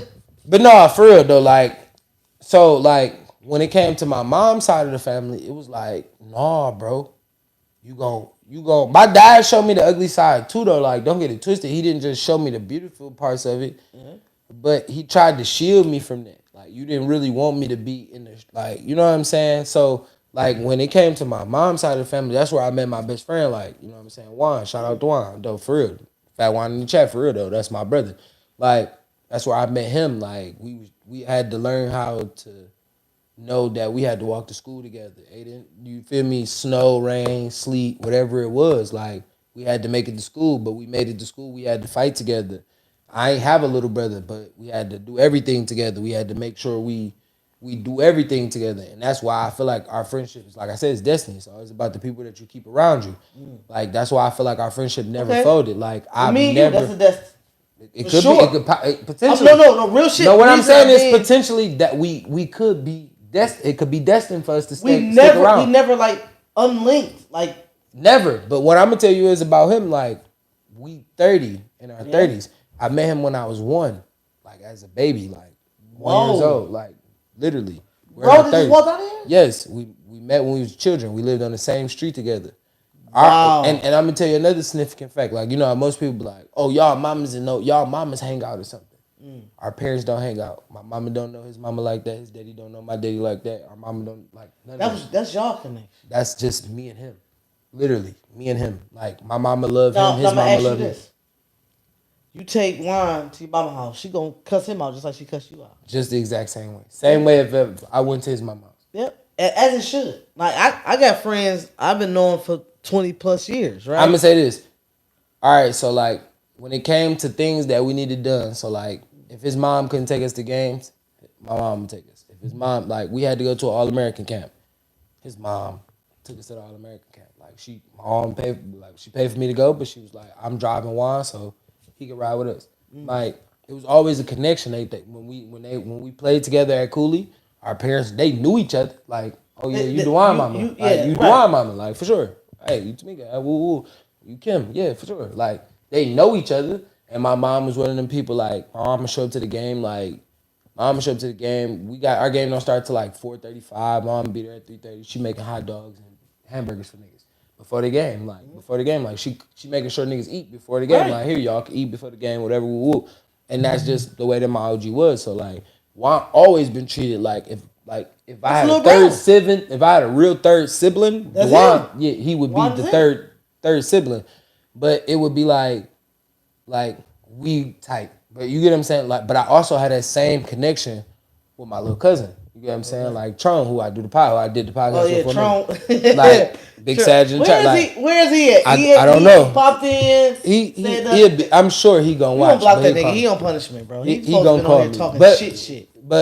But like with him, the same thing. Like we fight every day. It's a total opposite of the relationship with how we are as to how we are. Like that's my little, like I don't say it like, or I always say like this is my little brother. We the same age. Like when I turn 33, he gonna turn 33. Like and the same thing for Charles, call him my little brother. Like when I turn 33. When your birthday? My birthday in February. His is in November and one is in August. You turned 33 in February? Yeah. You know what? And you better wear it. I'm gonna buy you. Y'all hear me out? Y'all snap it right now. I'm gonna buy. I get a Grant Hill jersey. Oh, I wasn't gonna say Grant Hill. Oh, who? You want a Grant Hill jersey? I get you a. Whatever you. I was gonna say the Patrick Ewing, 33. Oh, I got some Knicks. I got some Air Max ones. You gotta wear it on your birthday, and I don't give a damn what. I'll be 34 on my birthday this year though. I'm 33 now. Oh, you need one now. This is my Grant Hill year. Damn. Yeah, you missed that a minute ago. Damn. 34 is crazy though. A lot of people. Shit, I'm about to hit 44. So who was 44? Ooh, who was that? I got one. I got a crazy. I wouldn't even say it on the live. I got a crazy one. If you really got some sauce, you'll be able to. Come. Who you talking to? I'm just saying. Sauce, Mark. Listen, come on, bro. I got a pair of Jordan 1s that'll go crazy off that. That Michelin ness. Yep. Off that Michelin ness. We might have to take a trip to Vegas. We might have to take a trip to Vegas just so you can find this pair of shoes just to match the shoe, just to match the jersey. It would only make sense. Like when I say the shoe match the jersey so perfect, it's gonna be like I only need black jeans and a white shirt. Fuck you talking about? That's how gangster this shit is. Woo! It's gonna lay perfect. We're gonna talk about this. It's gonna lay perfect. I'm just keeping it a stack. You know, but go ahead. I'm just saying for me, that's just. I done fucked up. I done missed the birthday. I'm over here getting excited about getting this nigga a 33. That Patrick Ewing is something different. That 33 year, that year for me, I went wild. I was like, oh no. And then I'm a Knicks fan, but I'm a Knicks fan. John Starks, Patrick Ewing era. See, Chris Childs. Chris Childs. Yeah. Sock Kobe in the face. No, not the face. He hit that nigga in the neck. Yeah, he hit that nigga in the face. He hit that nigga in the face. You want to pull it up, DJ? R.I.P. to Mamba. Kobe caught a 2-piece to the face. Kobe got that first punch to the face. It was like, bow, bang. Okay. Kobe jumped back and was like, nah, I ain't gonna say Kobe wasn't trying to get active, but no, you know my favorite Kobe moment when he was like, I ain't scared of shit. Was when when Matt Barnes. Man, listen, bro. Matt Barnes. Didn't blink, bro. I said, oh no, he's something different, bro. That one was something different. Yeah, he was fooling. That one was something different. That was like wait a minute, how the hell? Yeah, that was crazy. It was like how the hell you where that come from? How you not? Oh wait. Okay, there we go. No, it was like how you not blinking. I mean, like he was literally like, and he knew he wasn't gonna hit him with that ball though. That's crazy part. Yeah, but some of them motherfuckers that they was a little different. Like Xavier McDaniel was something different. Xavier McDaniel. Bro, when I tell you, listen. Fucking Xavier McDaniel. That was the Seattle Supersonics, bro. I know exactly who you talking about. Like, bro was crazy. No, you know what? The only person, if you had to face somebody, who would scare you? The antics. Who they like? Antics or actually like literally like somebody I'd be like, no, you know what? I'm cool, big dog. Yeah. I need Mike that. Tyson, young prime Mike Tyson. Yeah, I give you that. I getting in the ring with dog at all. Listen. I pray for Anthony Jake Mason. Paul. Anthony Mason. I'll fight any basketball player. You niggas ain't normal. Listen. R.I.P. to Anthony Mason. Anthony Mason was a motherfucker. Listen, He was crazy. what I'm saying is, bitch. if you on a football field, basketball court, Mike Tyson though. We gonna squabble. Win, lose, or draw, we gonna squabble. I squabble with y'all. I'm gonna squabble with anybody in those type of sports. You feel me? Baseball, all that extra shit. Yeah. It's that boxing sport I'm gonna reevaluate. Yeah. I ain't fighting Mike Tyson, Roy Jones, Evander. I'm not fighting niggas like I might fight Floyd. No, I ain't. I'm not saying I'm gonna win. Not saying I'm gonna win because dog got hands of lightning. But I feel like I might just run up and I might run up and just sock that nigga like 5 times. Listen, if I hit the nigga one time, I'm good. I feel good. No, listen, if I sock Floyd one time, if I hit Floyd one time and he hit me with a count, like if I hit Floyd, boom, and then we go woo, woo, woo, woo, woo, and then I swing, miss, and he hit me, I'm falling. Yeah, that's 1, 2, 3, 4, 10. I win. You win, Floyd. You win. I got my punch. What I'm gonna do is go on my Instagram and say I want to thank everybody for watching the fight tonight. I got my punch off on Floyd. I know a lot of niggas that ain't never hit Floyd in their life. So fuck you, suck my dick. Yeah, bitch, whatever you want to do, I'll beat your ass. Yep. I probably can't beat his ass, but I'll beat your ass. Hold on. Hit their ass. Bitch, I done punch Floyd. Bitch, I'll knock your ass. I'll beat your ass, nigga. That was the goal. I'll tell niggas, that was the goal, to punch Floyd one time. If I can hit Floyd one time, I know I'm going to beat your ass. I'm clearing. I'm going to beat your ass. I'm going to beat the fuck out of you. Yeah, my hands registered at this point. I'm going to beat your ass. You dangerous. Call the police, because at this point, that's it. You dangerous, nigga. I'll beat your ass. Fuck you talking about, nigga. You know. Real gangster shit. Okay, let me ask you this. Go ahead. You know that that nigga Sean Kemp got a lot of kids, right? He do. He got a lot of motherfuckers. He like George Foreman. No, they ain't got shit. No, let's go. Let's fuck all that. No. The nigga Wilt Chamberlain. No kids? Gangster. I don't believe all of I don't still believe that. That's still not. It's not a fact. You cannot believe. To be quiet? No. Like what's that nigga that look like him? What's the fuck is that nigga that look like him? I don't believe that. I don't believe he fucked all the women. He played for the 76ers. But Joel Embiid? Hell no. He don't look like Wilt. Young Wilt. Damn, what the fuck is his name? I'm gonna tag you in it because the shit that came up. That's funny. But listen. All right. What I was about to say, damn. It was about basketball. No, let's talk about BMF. Yeah, let's get to it. Do you watch it? Did you watch the last episode? I've watched first and second season. I haven't watched nothing on this season. Oh, we can't talk about it then. I mean, why we can't? Because I know what the ending is going to be. Yeah. 1, 2, 3, There's only 4. so far they I'm can just go. say that to me, all right, I give my review. You give your review. But right. Season 3 for me. Right. Season 1 and 2 was fire. Season 1 and 2 was fire. Season 3, I don't like the girl. She not Lamar. Yep. Y'all tried to make a female Lamar. She don't work. I really think they could have used the real stuff for that. And instead of have somebody be. I'm gonna say this, and for 2, I don't like that Lala is in this at all. Like it ain't. She softens it because we see. Well, no matter what Lala does, she's always going to be Carmelo's baby mama. Yeah, it's like I don't be looking. Yeah, like that's Carmelo's pussy. You know, you ain't like get that for real. You feel me? So, but I literally look at it like we only got so far for it to go because we at the point in real life where Meech is about to get out. But listen, okay, so look. So how long is it gonna take for them to catch him? Catch him, Meech? Yeah. All right, well, I think season 4 is gonna be Meech going to jail. Yeah. I think by the end of season 3, Meech will be the guy, and it'll be where 2001, 2002. Yeah, because you know his brother kind of somewhat. You know what my biggest is. I wonder who they go get to play Jeezy. I wonder who they go get to play Blue.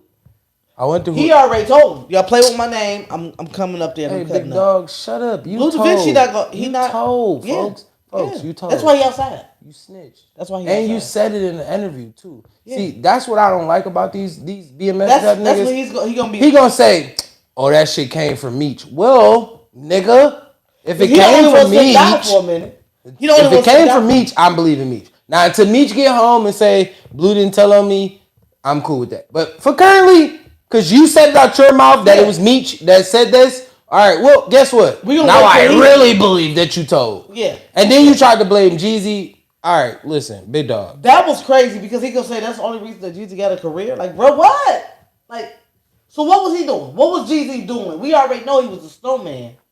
But this man is actually talented. It ain't even that, right? Go watch, go audio listen or go read Jeezy's new book, Adversity for Sale. I got it in my trunk. Read the book. Like, read the fucking book. Like, I listened to it. I listened to it from start to finish. Jeezy told the story as a narrator. And you'll get it. Jeezy met Meech. And when he met Meech turned him up.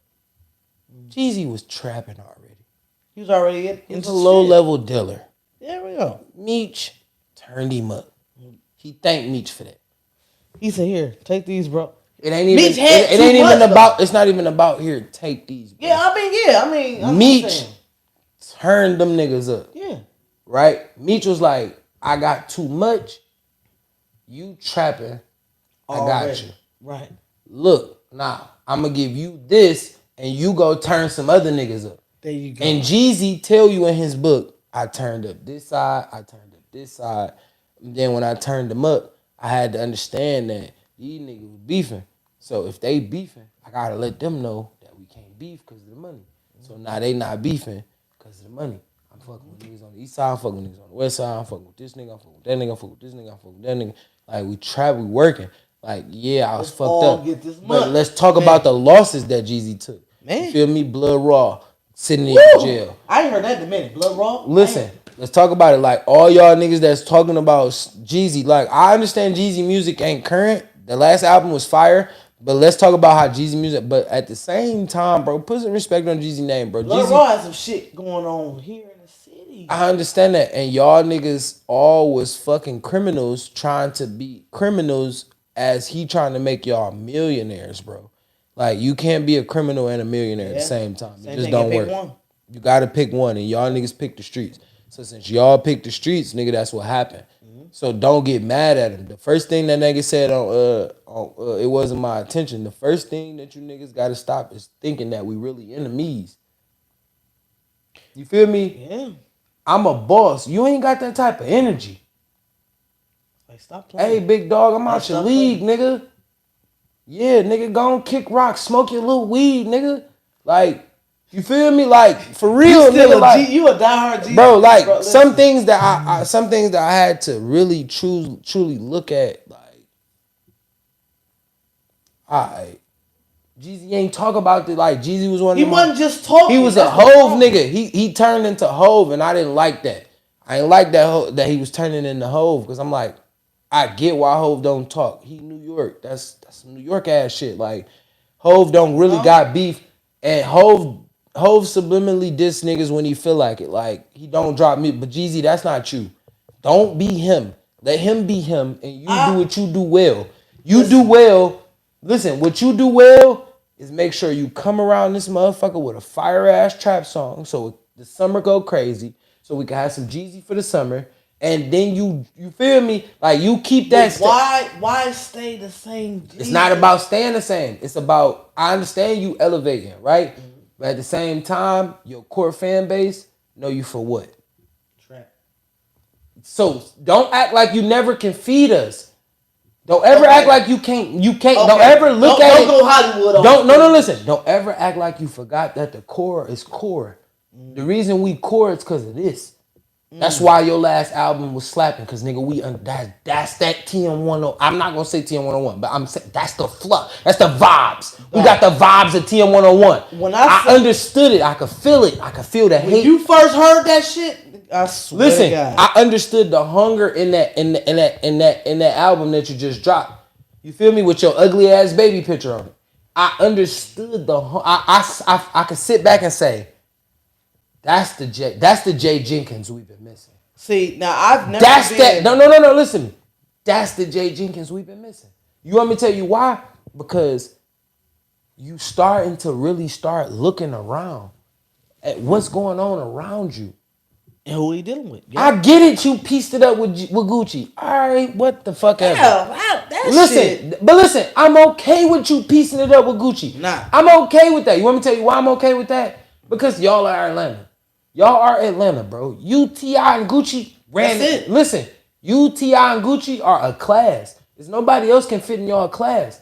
Shorty Low, D4L, all of them, they come under y'all. Yeah. No, listen, they come under y'all though. Yeah. Y'all are the kings of Atlanta. Talk your y'all shit, have hey, to Mark. be there. No, y'all have to be a union. Is this the head clap? Yep. You have to be a union. You feel me? Y'all have to be a union. The reason that y'all have to be a union, and I get it, because Gucci got New Atlanta. Gucci was the door for all of New Atlanta. We don't get the Migos. We don't get Huey Longway. We don't get these type of niggas if Gucci don't go out and be Gucci. He gonna make me call off on Wednesday, come and sit on this fucking couch. Do y'all hear me? Listen to me. You don't get the new artist. You don't get a little baby. You don't get a young Dolph. You don't get them niggas if Gucci don't be guap. If Gucci don't turn into guap, you don't get those artists. Cause Gucci is actually the nigga that's touching the street. Not dropping his shit as often as he used to. Listen, that ain't his lane no more. You lost your listen. Some things is about timing, right? Okay. The one thing I can respect about Gucci is he understand I'm only here to make singles. I'm outside of my timing. If I make a fire single with one of these young niggas though, y'all gonna listen to me. Y'all gonna hear me. Y'all ain't gonna never forget about Guwap. Y'all know I got classics. Feel me? Boulder Crest. Y'all know about Sun Valley Road. Mixtape Gucci. Y'all know about Sun Valley Road. Y'all know about Boulder Crest. Y'all know about them because of me. Talk that shit. Look, come on. Then you got young niggas like 21 Savage and Lil Baby and them bigging him up. Come on, Dmarks. Migos, like you gotta understand these niggas is really showing shedding light. Now, I'm only gonna tell you that you gotta think about this. This is why I'm saying T.I. You never heard a lot of young niggas in Atlanta speak about T.I. in this kind of light. I get it. T.I., that ain't your lane. You wasn't able to connect with the younger niggas. Gucci, out of the three of y'all, was able to connect with the youth. That's the benefit of Gucci. That's why Gucci can never die. That's why Guwap got the buzz he got. Because he was able to take himself and transition with the youth. Jeezy, you didn't. But hey, as an OG in the game, start putting respect on these young niggas though. Start respecting the young niggas. Start embracing the young niggas. You might not do a song with them. You was doing it when Bankroll Fresh was out. You was doing that type of shit. You introduced us to Bankroll Fresh. Yes, Bankroll Fresh was already popping, but you put him on that major scale. If he wouldn't have died, Bankroll was out of here. He was out of there. If he wouldn't have died, Bankroll was out of there. Okay. That's your guy, cause that. Come on, the dope boy, 9 to 5. Eric, that ain't about Jeezy. No. That's Bankroll. Yeah. That's Bankroll. Yeah. Jeezy is on there all there. Yeah. Come on, and I'm a Jeezy fan, but Bankroll killed that. He smashed you on that song. You feel me? Because people felt that. But everybody had to have that. He had to let him. I gotta pass the torch to somebody. Yeah, he got. You feel me? That's just like when M went and did Renegade with Jay-Z. No. The reason I say that is because Eminem. Nope. Gave hell. I didn't say he took over. He gave hell, but at the same time, Jay-Z said, Nope. I'm only gonna disagree with you there. This is my point. I'm gonna disagree with you. I'm gonna disagree with you at this point, right? That was two heavyweights. They both was at the top of their game. Okay. Renegade came out. That was today's first person shooter. Let me tell you who was J, who was M. Yeah. Cole was M, J was Drake. Go back and listen to First Person Shooter on your way home. Just think about it. Listen to it. Right? When Eminem got on Renegade, I'm in the position to talk to these kids and they listen. I ain't a politician, but I kick it with them a minute to see. We seen his name in the credits, but we wasn't ready. Right. But you heard this. Listen. Spit. He rapped. Yeah. And Jay-Z came with the poppy, I'm rapping, but I got bars, and I'm giving you them bars, but I'm still trying to, Hove got, and this is that, and Hove is like, all right, nigga, you rapping against a fucking Titan right now. Hey, big dog, you rapping against a Titan again. Nas already got you on the run, but you rapping against another Titan, and you currently fucking losing. Yeah. If you really think about it, bro. Now, go back to First Person Shooter. Let's take this into transition into today's First Person Shooter. Drake went on there and did what? You let on your album. What's the first thing you hear on First Person Shooter? You hear Jermaine come in. First Person Shooter mode. We offering your souls like a funeral. Not a lot of cats thought they was you feel me? Man. Not the one, not the two, but the UNO. You let a nigga get on your song and say, tell you he numero uno. He look at you already as number 2. Me and Drizzy, we back to back like we talk. But nigga, he already told you. He already told you you're number 2, I'm number 1 on your album. Yeah, I get it. And then Drake come in like numero uno. Me and Cole just like, come on, bro. No, you did not. No, listen, you did. And see, when I did a pod on this. We did this. It's 8 p.m. in the studio. You can go watch this episode where I broke this down like I really was in my bag. And Wednesday, I'm gonna give the same energy to Kendrick because Kendrick said some shit. Ooh, I gotta talk about Future. I could be here for that. Just jump in the comments. All you gotta do is get in the comments. Drake, Future. It's a lot of fighting going on, and I really want to touch on what I want to say because it's a lot of you niggas, and I know a lot of you niggas not gonna say. But the only reason I didn't want to talk about it today is because Drake did a song right when he was beefing with Meek, and he said, "I gave you niggas 4 days, nigga. Where y'all at?" So guess what I'm giving Drake? 4 days. So nigga, where y'all at? If you don't drop something in the next 4 days. Drake, you hear us? Drake. You had that energy for Meek. Drake. You had that energy for Meek. Maybe because he knew Drake. K-Dot is That's a different animal, bro. So that's what I'm saying. But that's you waited 4 days. We have this. Listen, the CD dropped on Friday. Friday, Saturday, Sunday, Monday, Tuesday. So by Wednesday morning. If it ain't a song in the comments, it's a diss shot, pow, hit 'em up, part 2, Drake edition, nothing. And that go for Jermaine too. Yeah. But also the reason that I'm not gonna be so quick to say Cole got 4 days is because Cole about to drop an album. What a time to be alive. He's gonna add something. Listen, Cole. He's not going out without a fight. What a time to be alive. Yes. Don't that make sense? All right, so listen. You ever seen a nigga throw a fastball directly over the plate?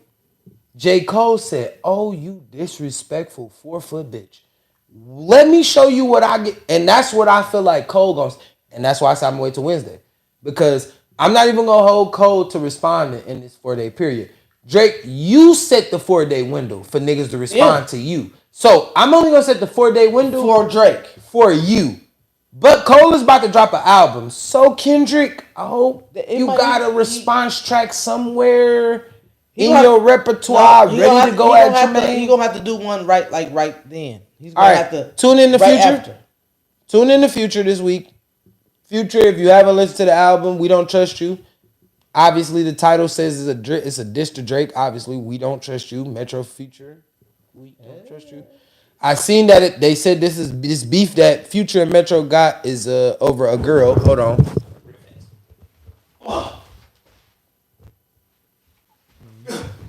They said this is over some coochie. That's crazy.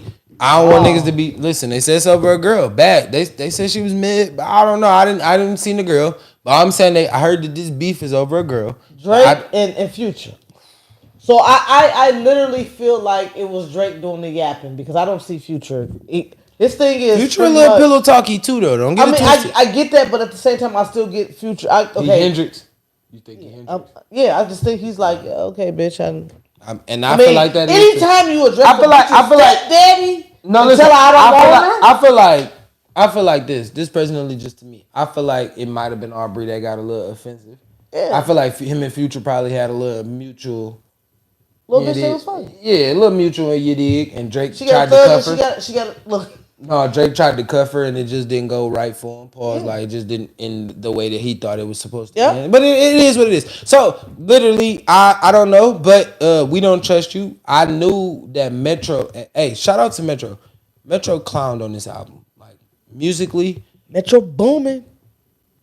To hear from a lot of engineers, like Parks and all the other people, I know I'm shouting out a lot of niggas, but to shout out to niggas like Parks, who can listen to the music and hear that that's just a simple 808. I'm not that technical sound when it comes to beats, but Metro showed out. Like, Metro showed out, because the flip to Prodigy Quiet Storm, oh my God, this shit crazy. Like, these niggas was going crazy on this album. That's on Future? Listen, I'm gonna play it for you when we leave. Before you leave, I got you. Don't even trip. All right, but listen, yes, make sure y'all hit that like, make sure y'all hit that share, make sure y'all hit the subscribe button. I appreciate my sister AJ for showing up. Hey, listen, if you take anything from this podcast, man, make sure you chase your destiny, because life is only gonna keep going regardless. And I know I said that crazy, so let me say that again. Please chase your destiny, because life is only a series of moments, bro. You got to enjoy each and every one of them. So if you don't enjoy what's going on today, don't let your life choices stop you from being successful in your life, chasing your destiny. Chase your destiny, chase your dream, chase your life. Hey, we only get one of them, so live it to the best of your ability, live it to the fullest, live it to the dream. And I am your boy Dmarks, man. Hit that like, hit that share, let everybody know you in here. That's my sister AJ, bro. That's Todd. Fat Juan in the chat for anybody that don't know. Shout out to my brother Flow Easy. Shout out to my brother Bombay. We'll be back Wednesday, 7:30. Make sure you niggas is in here ready to talk about Future, Kendrick, and Metro. I'm just letting y'all know I have notes. And y'all know when Dmarks whip out his notes, pause, like, I'm detailed, because I want to get to each and every fucking line. I want to talk about it. We got to talk about why Kendrick told them niggas, never mind. All right, I see y'all next Sunday. I see y'all Wednesday, 7:30. Y'all know what time to be. Y'all know where to be at. Y'all know how to approach the chat, man. Just say what's up. Say what it is. Don't hate. Hit that like. Let everybody know y'all was in here, man. I appreciate to everybody that showed up to the pod. I got a quote before we leave about the destiny. I appreciate everyone that joined to the pod. I'm going to let my sister AJ end it, and we're going to get up out of here. All right. As far as your destiny, if you don't chase it, who else will? At the end of the day, who else going to love you but you? Ain't nobody breathe in what you got going on. So once you see it in your vision is what you got, your tunnel vision, if you can't make it out of that vision, then who else going to guide you through it? She said, breathe in. Breathe out. Breathe out. One love, peace, and hair grease. We'll see y'all niggas later. And we out. Next Sunday. Love and happiness. Always want